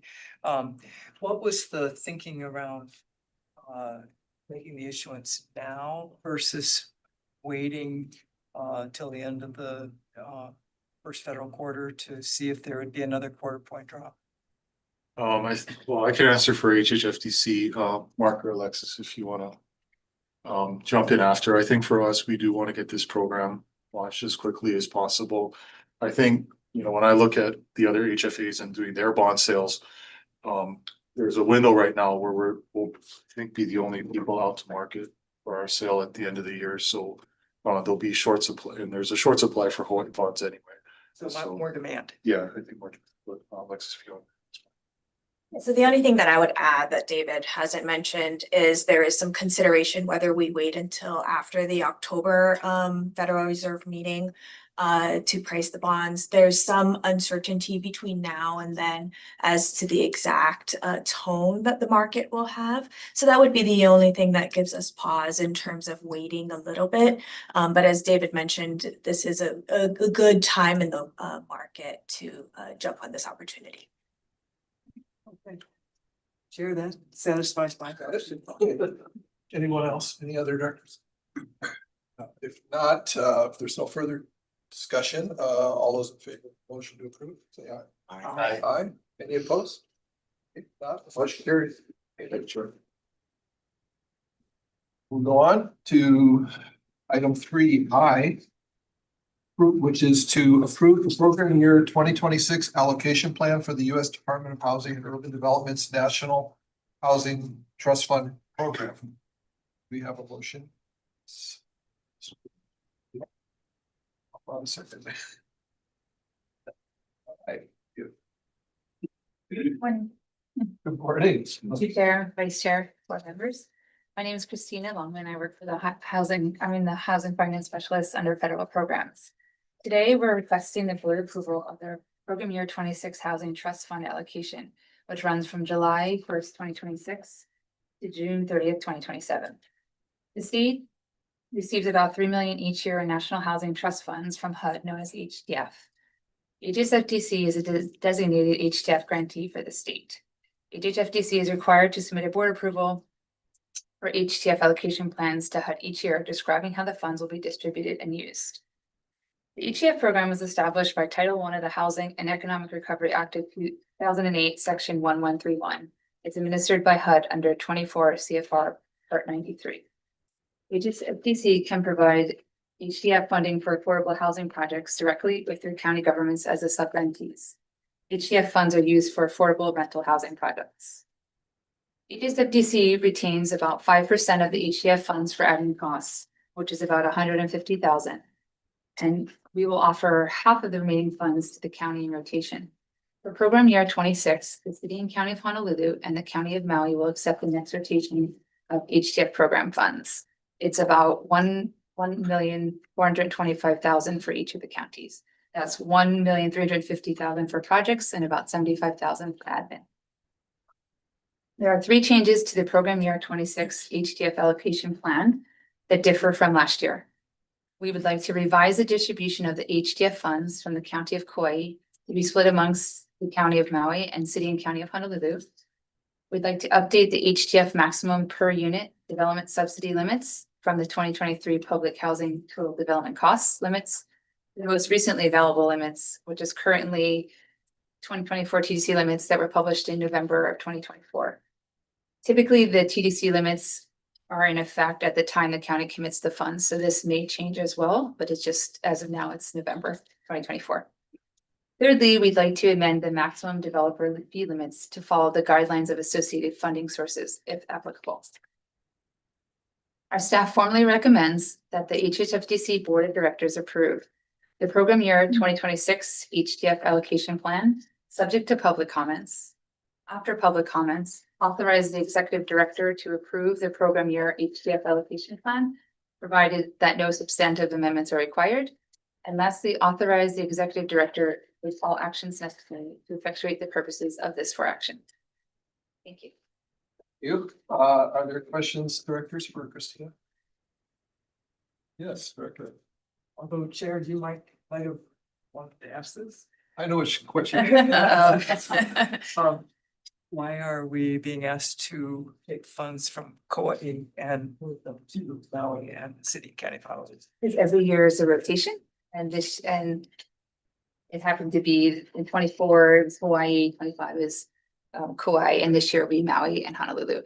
So typically we always ask Honolulu City and County, but this year they've actually accepted the funding. So they had not ever, I think, the last 4 years accepted the funding. That does answer the question. Thanks for asking. Any other questions? All those in favor of the motion to approve, say aye. Aye. Any opposed? Thank you. Thank you. Motion carries. Thank you. Okay. Next up is agenda item 3J, which is to approve 1, the repeal of chapter 15-302 rent to own program, Hawaii Administrative Rules, HAR. 2, the proposed new chapter 15-316 rent to own program, HAR. To implement the provisions of the rent to own program established by subpart H of Part 3, Chapter 201H Hawaii Revised Statutes. For a motion to approve. So moved. Second. And we have a second. Is there anyone in the public who would like to give testimony on this agenda item? Seeing none, we'll turn the meeting over to staff. Good morning. Good morning, Chair Mackler, Vice Chair Ryman, and members of the board. I'm Cynthia Nyros, Housing Planner for HHFDC, and I'll be presenting the for action for this administrative role. Our request is to approve, number one, the repeal of Chapter 15302, Rent-to-Own Program Hawaii Administrative Rules, and two, the proposed new Chapter 15316, Rent-to-Own Program. The facts are, a state rent-to-own program was first established in 1994 under the Housing and Community Development Corporation of Hawaii to allow qualified residents an opportunity to become homeowners by first renting selected for sale units for up to 5 years prior to purchasing the unit. This makes homeownership possible for more residents who would otherwise struggle to qualify for market-priced housing. The existing program rules have been effective since June 15, 2007. The program has not been implemented for at least 10 years. HHFDC would like to restart the program. This program was identified as one of HHFDC's initiatives for fiscal year 2026. In the near term, HHFDC would be able to implement the program as an option on existing projects such as Kapiolani Residence and 803 Waimanu. Discussion. Here's a summary of how the program works under the proposed Chapter 15316. An applicant may begin the process by obtaining an application from a private realtor or property manager contracted to handle the rent-to-own program on HHFDC's behalf. The application may be completed and submitted to the private realtor or property manager. An applicant will be deemed ineligible if the applicant provides false information, made misstatements, or withheld important information. An applicant is eligible to participate in the program if the applicant is a qualified resident under 201H-32 Hawaii Revised Statutes, has not previously received assistance under a homeownership program, have an acceptable credit report, at least one head of household family member is gainfully employed or has an established source of income, does not have a record or history of conduct or behavior, including past rent payment delinquencies, and is aged 18 or older. The rental agreement shall be in writing and executed by the responsible members of the participant's household and HHFDC. While residing in the unit, participants are required to complete an HHFDC-approved home ownership counseling course and demonstrate financial readiness for home ownership. The option period is governed by statute and currently allows up to 5 years to complete the purchase.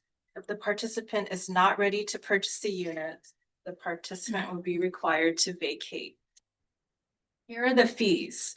For option period, we have 3. Analysis of the purchase option as requested by the participants, $100. Execution of the program purchase contract documents is $50. And cancellation of the program is $50. Analysis of permitted transfer is $50. And for compliance, the analysis of program compliance is $100. Staff's recommendation is that the HHFDC Board of Directors approve the proposed simultaneous repeal of Chapter 15302 Hawaii Administrative Rules Rent-to-Own Program and adoption of Chapter 15316, the same name, subject to 1, approval as to form by HHFDC's Deputy Attorney General, and 2, approval by the Governor. B, authorize the executive director or his designated representative to conduct a public hearing on the adoption of the proposed rules. C, authorize the executive director to make any necessary non-substantive amendments to the proposed rules following the public hearing, which may include the incorporation of public comment. And lastly, after the public hearing, authorize the executive director to transmit the proposed rules to the governor for final approval, provided that no substantive amendments are made. If you guys have any questions, we have Lorna Komitani, Sales and Counseling Section Chief, on standby. Good morning, Cynthia. I'm just curious, how come for the last 10 years, this program was not implemented, and then why the sudden change? I'll speak to that, Yeah. Cynthia. I don't Okay. know why it wasn't implemented in the past, but we are very close looking at this now because we see this program unmet needs. Service households who currently are not being provided housing by our programs. We're looking at using this for units that we purchase in our existing projects as well as for new projects. As you know, there's a lot of interest by the legislature to for us to do leasehold housing. It's difficult to do leasehold housing though because it may not be competitive with a fee simple product. Well, the rent to own product basically, we're able to service households who are currently renting. They're able to purchase the unit at basically current day sales prices, which of course will be much higher in 5 years. So it works out for the renter and home buyer. Also the funds involved relatively quickly for HHFDC, roughly in 7 years. So we see this as being a good option for us to look very closely at going forward.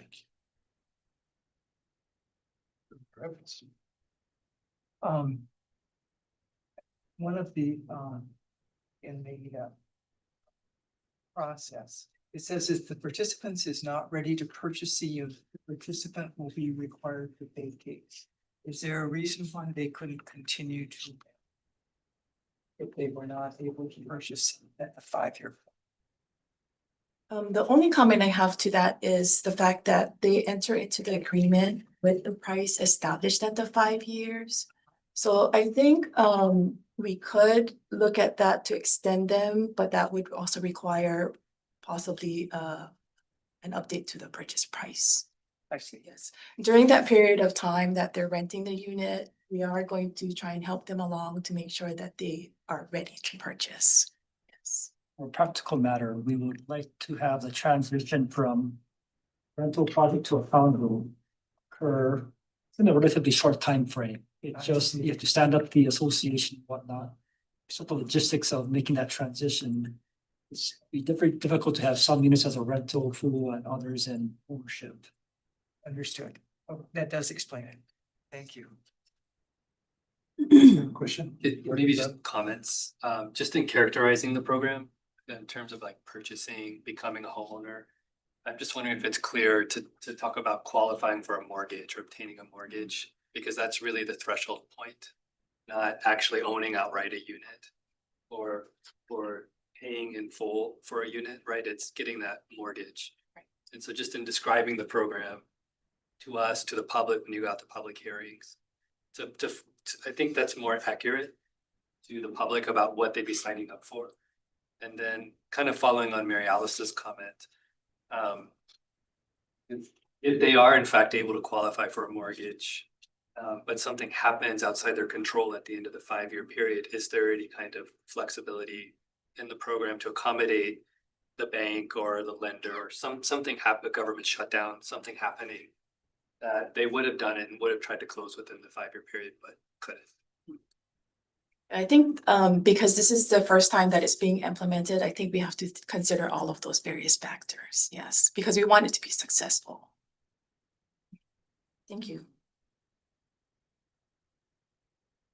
If there's any more questions, so Excuse me, Sarah. I just wanted to make a clarification with regard to the write-up in section 3A. We made the correction or the update in the rules, but the applicant may begin the process by obtaining the application. We also added the corporation as someplace where in the event that the corporation wants to do the sale on its own. clarification. All those in favor of the motions, signify by saying aye. Aye. Opposed? Motion is approved. Thank you. Going to section agenda item 3K. This is to approve the proposed amendment to and compilation of chapter 15-321. The Affordable Homeownership Revolving Fund Program, Hawaii Administrative Rules pursuant to Act 312, Session Laws of Hawaii 2025. Have a motion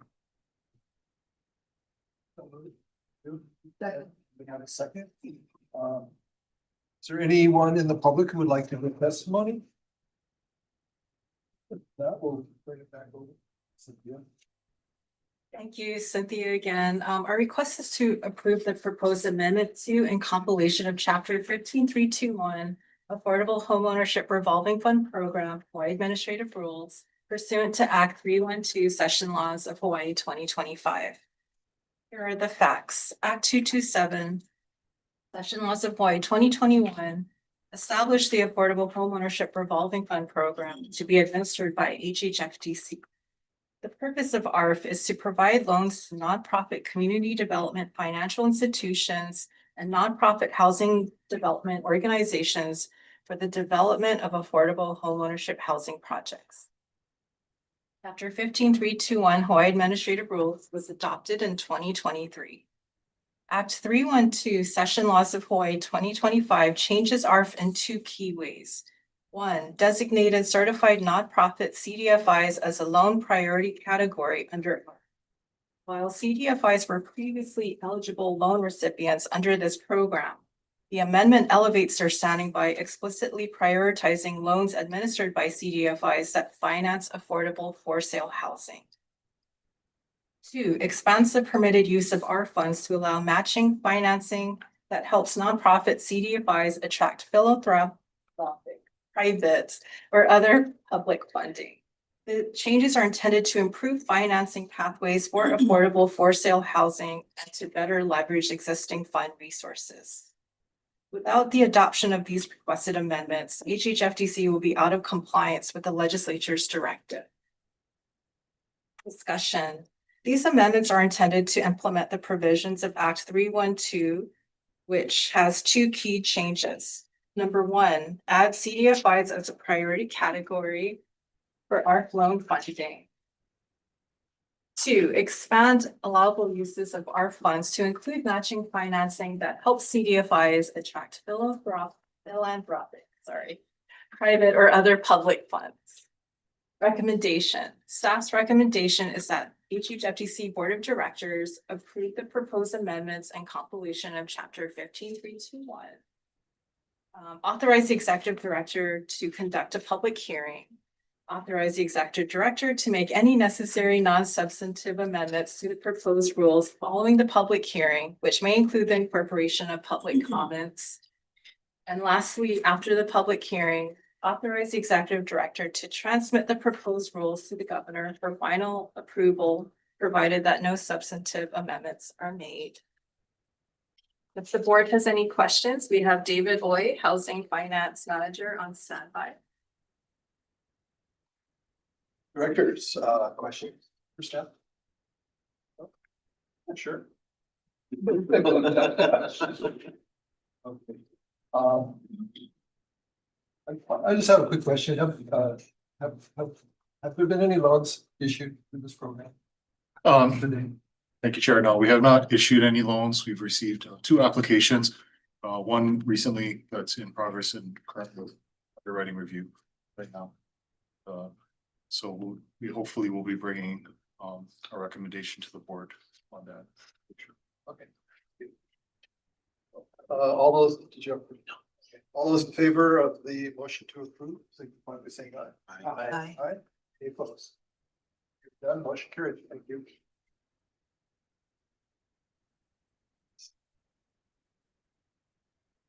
Next is agenda item 3L, which is to approve the proposed new chapter 15-322 rental housing revolving fund capacity loan program for community development financial institutions, Hawaii administrative rules. For a motion to approve. So moved.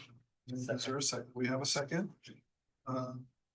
Okay, is there anyone in the public who would like to offer testimony? Yes. So we'll go back to staff. Thank you, Cynthia Nyros again. It is my last one. Very quick. More agenda items. We have a different presenter. So this request is to approve the proposed new chapter 15322 Rental Housing Revolving Fund Capacity Loan Program for Community Development Financial Institutions, Hawaii Administrative Rules. Facts. The proposed new chapter 15322 Rental Housing Revolving Fund Capacity Loan Program for Community Development Financial Institutions, Hawaii Administrative Rules seeks to establish a capacity loan program under the Rental Housing Revolving Fund or CDFIs as a permissible use authorized under section 201H 202 Hawaii Revised Statutes for the development, preservation, and rehabilitation of affordable rental housing in Hawaii. The RHRF statute authorizes loans to support the development, preservation, and rehabilitation of affordable rental housing. While nonprofit housing developers and other project sponsors may already apply directly to HHFDC, CDFIs operate under a different model as relenders. This new chapter establishes that framework and sets forth eligibility, lending, compliance, and reporting requirements that govern HHFDC's capacity building loans to CDFIs. Without adoption of this proposed new rule, CDFIs would not be able to participate in RHRF as relenders, which would limit HHFDC's ability to expand access to capital for eligible affordable rental housing projects and reduce flexibility in deploying RHRF dollars. Here's a discussion of the key components. A, allowable uses of funds. These include pre-development costs, credit enhancement, other capacity building measures, and acquisition of property for the development or preservation of affordable rental housing. We have a couple of safeguards in place. 1, organizational documentation. 2, relending program requirements. And 3, reporting and oversight. Affordability requirements. Among other requirements, projects financed through CDFI relending of RHRF funds must meet the affordability criteria set forth in HRS 201H-202E. Loan defaults and remedies. If a loan becomes delinquent, is mismanaged, or is otherwise non-compliant, the corporation may take corrective action, including declaring the entire outstanding balance immediately due and payable, suspending or terminating further disbursements of loan proceeds. C, requiring the CDFI to assign, transfer, or pledge sub-loan or related collateral to the corporation to secure repayments. B, recapturing uncommitted or improperly used funds. And E, pursuing foreclosure or other remedies as provided by law. Here are the fees. Application fees, $1,000. Loan origination fee is a minimum 1% of the loan amount. Loan extension fee is half to 1% of the loan amount. And the loan interest rate, which is fixed, is 1% to 2% per annum. Our recommendation is same as our previous rules. If there's any questions, once again, I have David Oy on standby. Thank you. Directors, questions? Director Evans? Certifies a CDFI. CDFIs have to be nationally certified. They have to file annually to receive their certification. Currently, I believe there's about 11 or 12 currently in Hawaii. We've been in discussions with a few of them regarding this program, so we're hopeful that this can get off there. What else? Chair, if I may Yes, comment, just want to note that the reason why this program is so important to us, raised our readiness standards, as you know, for RITIC applications, and that requires a substantive amount of investment by our developer partners to reach that readiness threshold. So it's only fair that the corporation help developers meet that threshold by providing funding, development funding, to assist in meeting, getting permits, whatnot, to meet our criteria for readiness. Clarifying that. What else? No? Okay, all those in favor of the motion to approve, signify by saying aye. Aye. Aye. Any opposed? Hearing none, motion carries. Thank you. All right, let's see. Next up is agenda item 3M. This is to approve the proposed amendment to and compilation of chapter 15-307 the State Assisted Land and Housing Development Program, Hawaii Administrative Rules pursuant to Act 8 Session Laws of Hawaii 2024, and to amend fees and make technical non-substantive corrections. Is there a motion to approve? There's a motion, is there, we have a second? Okay, before I ask you to present, is there anyone, the public would like to give testimony?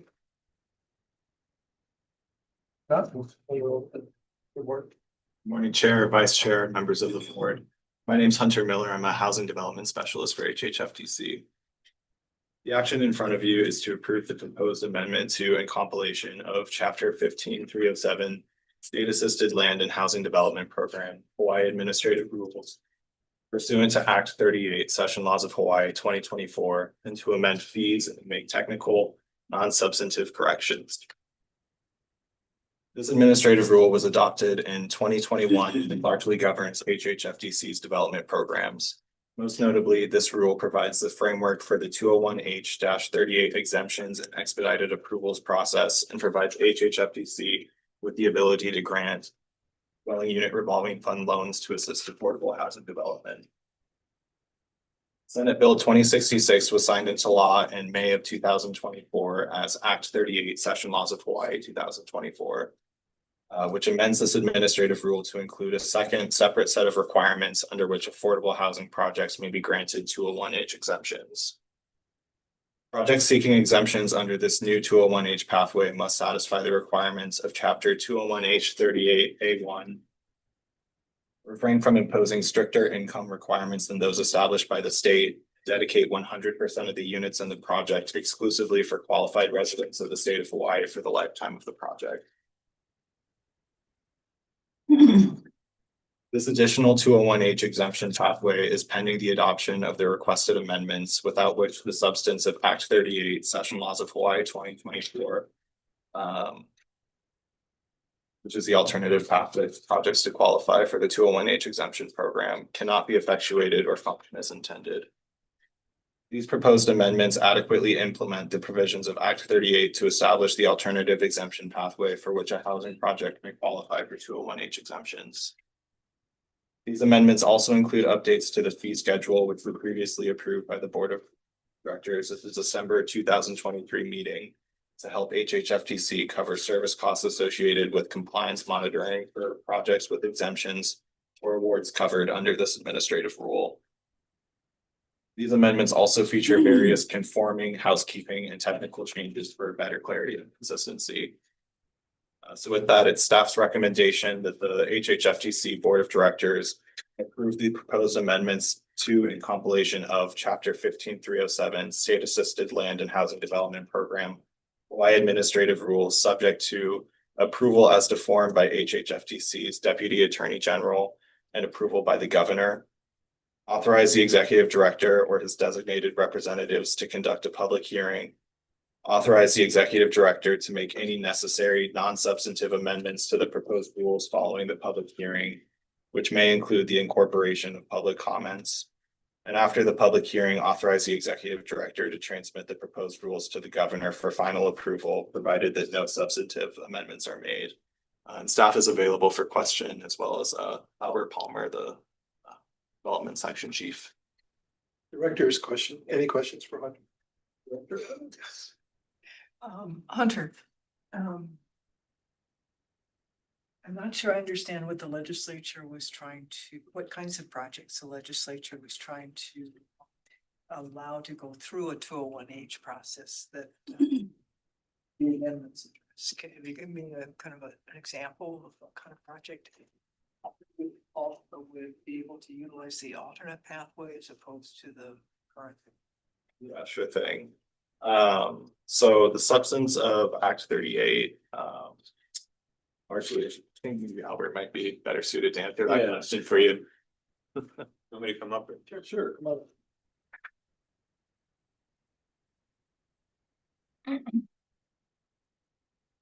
So I know one of the challenges with providing housing is that some people don't qualify for the affordable. Sometimes there's different reasons. So this is For 201H 38 exemptions, the projects could qualify if they are restricted to owner occupancy for qualified residents for the lifetime of the project.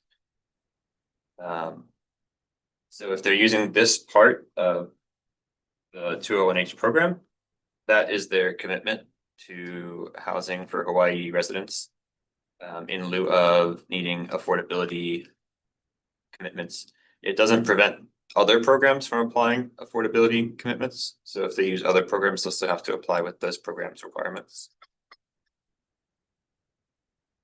They don't use other programs that have income limits or restrictions. Under the state's definition of qualified resident, is there any income limit to that, or is this?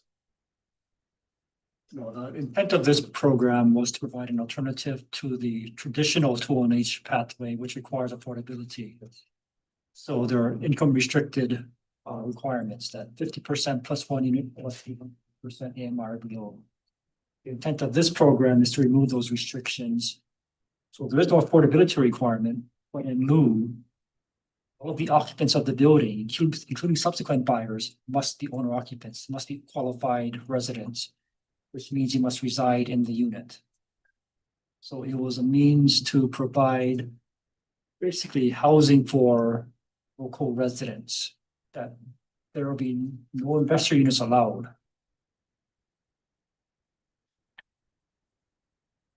Any other questions or discussion? Okay, if not, all in favor of the for action, please signify by saying aye. Aye. Opposed? Thank you both. Thank you. Okay. Working through the alphabet pretty well today. Coming up to item 3N, this is for information on the Hawaii Housing Finance and Development Corporation Dwelling Unit Revolving Fund Equity Pilot Program for eligible buyers in HHFDC approved housing development projects. Hi, Flora. Hi, morning, Chair, Vice Chair, members of the board. This for information is really an update on the DEP program. The DEP program is a 5-year pilot program created by Act 92 by the legislature in 2023 and identified under Chapter 515-309 Hawaii Administrative Rules as of January 5th, 2004. As indicated in Section 2 of the for information, the Act sets forth HHFDC's authority to purchase equity in designated starter units using up to $10 million of its DERF funds. The target buyers for the program depends on the housing development project approved by the board. At its core, the program is for eligible buyers who are applicants who owns no real estate property, receive no gift funds, right? Works in a profession facing a shortage as indicated in Section 2A. If the project is also under an affordable program, the buyer must also meet the requirements of the affordable program, such as income limits, and we have those that have been approved. As indicated in Section 2E, the DEP program requires owner occupancy for as long as the program is in effect. And then also establishes when the payment is due, which can be paid at any time after the initial purchase is recorded, but is due and payable under sale, transfer, refinance, rental of any part of the property, or owner's non-occupancy of the unit as the principal residence. As indicated in Section 3 and the attached Exhibit A, a total of 8 projects have applied to participate in the DEP program. 2 are actively marketing and selling units, and they are in the Pule Place and the park at Keomoku. 2 were canceled for various reasons. The Modea in town, and again, the flats, the Sky Almoana.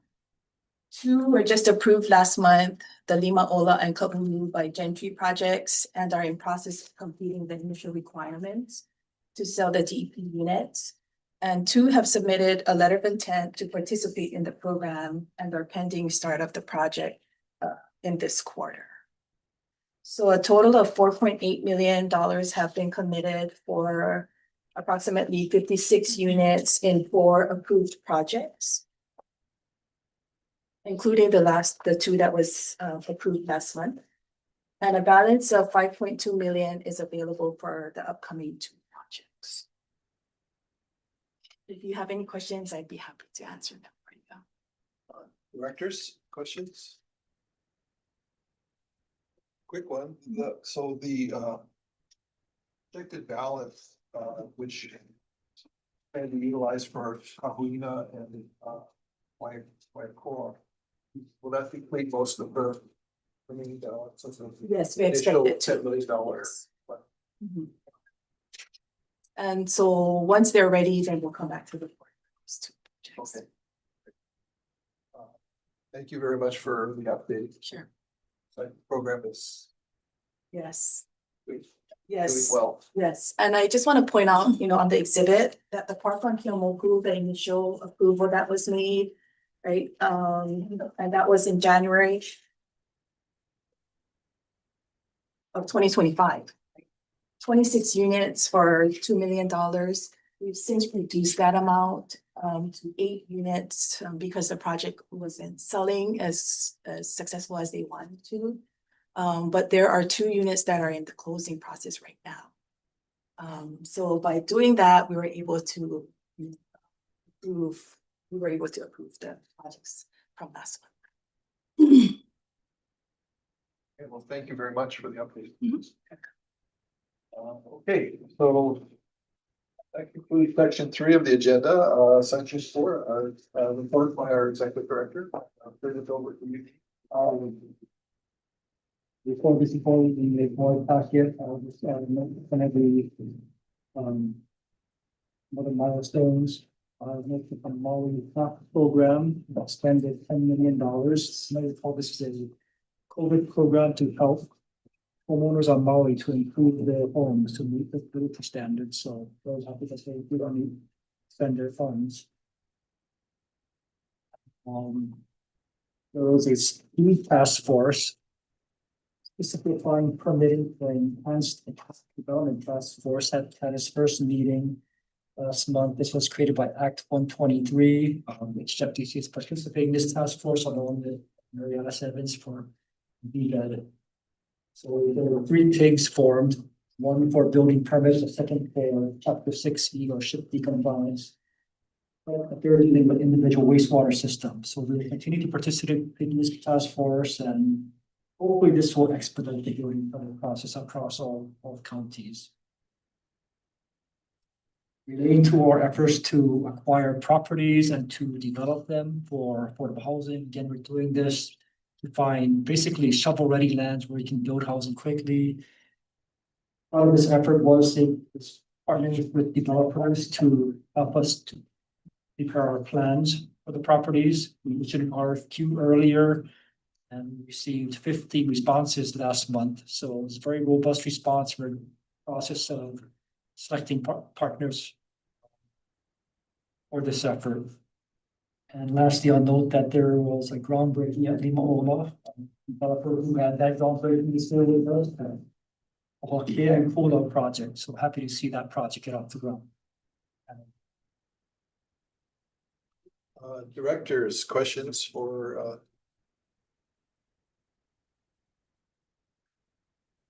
are you here to give testimony today? Yeah, I did want to be on the public record about an update with Waipoli.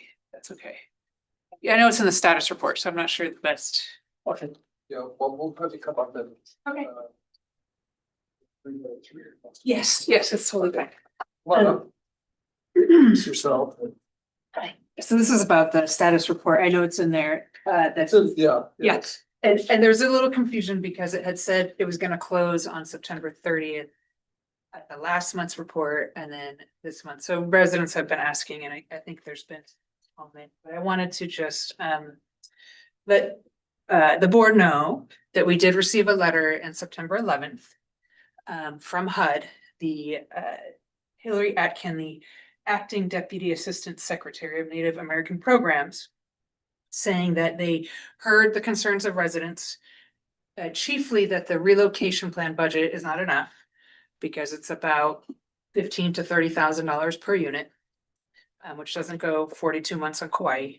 It's supposed to be a 42-month rent differential. So they did confirm that that the relocation budget should be based on Kauai rental prices, not Big Island or Oahu rental prices. That's not really appropriate. So, but they said, take it up with DHHL, essentially pursuant. So DHHL is the recipient of federal funds and is ultimately responsible for URA compliance, Uniform Relocation Act. Pursuant to 24 CFR 1006-377, a person who disagrees with DHHL's determination of relocation assistance may file an appeal with DHHL in accordance with the Uniform Relocation Act. So, you know, residents have been asking because they haven't really received answers about the timeline, the time frame. The Interwest group that was supposed to handle relocation plan has not answered any questions since April. So I just wanted to say on behalf of these 300 residents that they do intend to, you know, uphold their rights and are hopeful that DHHL would increase their relocation assistance for 42 months. So that's the word we received from HUD, and that's where things are at. Oh, and there was a question. I don't know if anyone knows if things are impacted at all by the federal shutdown. And maybe no one knows. Okay, thank you. Anything else? No. If not, we've reached adjournment, so is there a motion to adjourn? Okay, all those in favor? Aye. Okay, that motion here. Thank you. Yeah, thank you all. Yeah.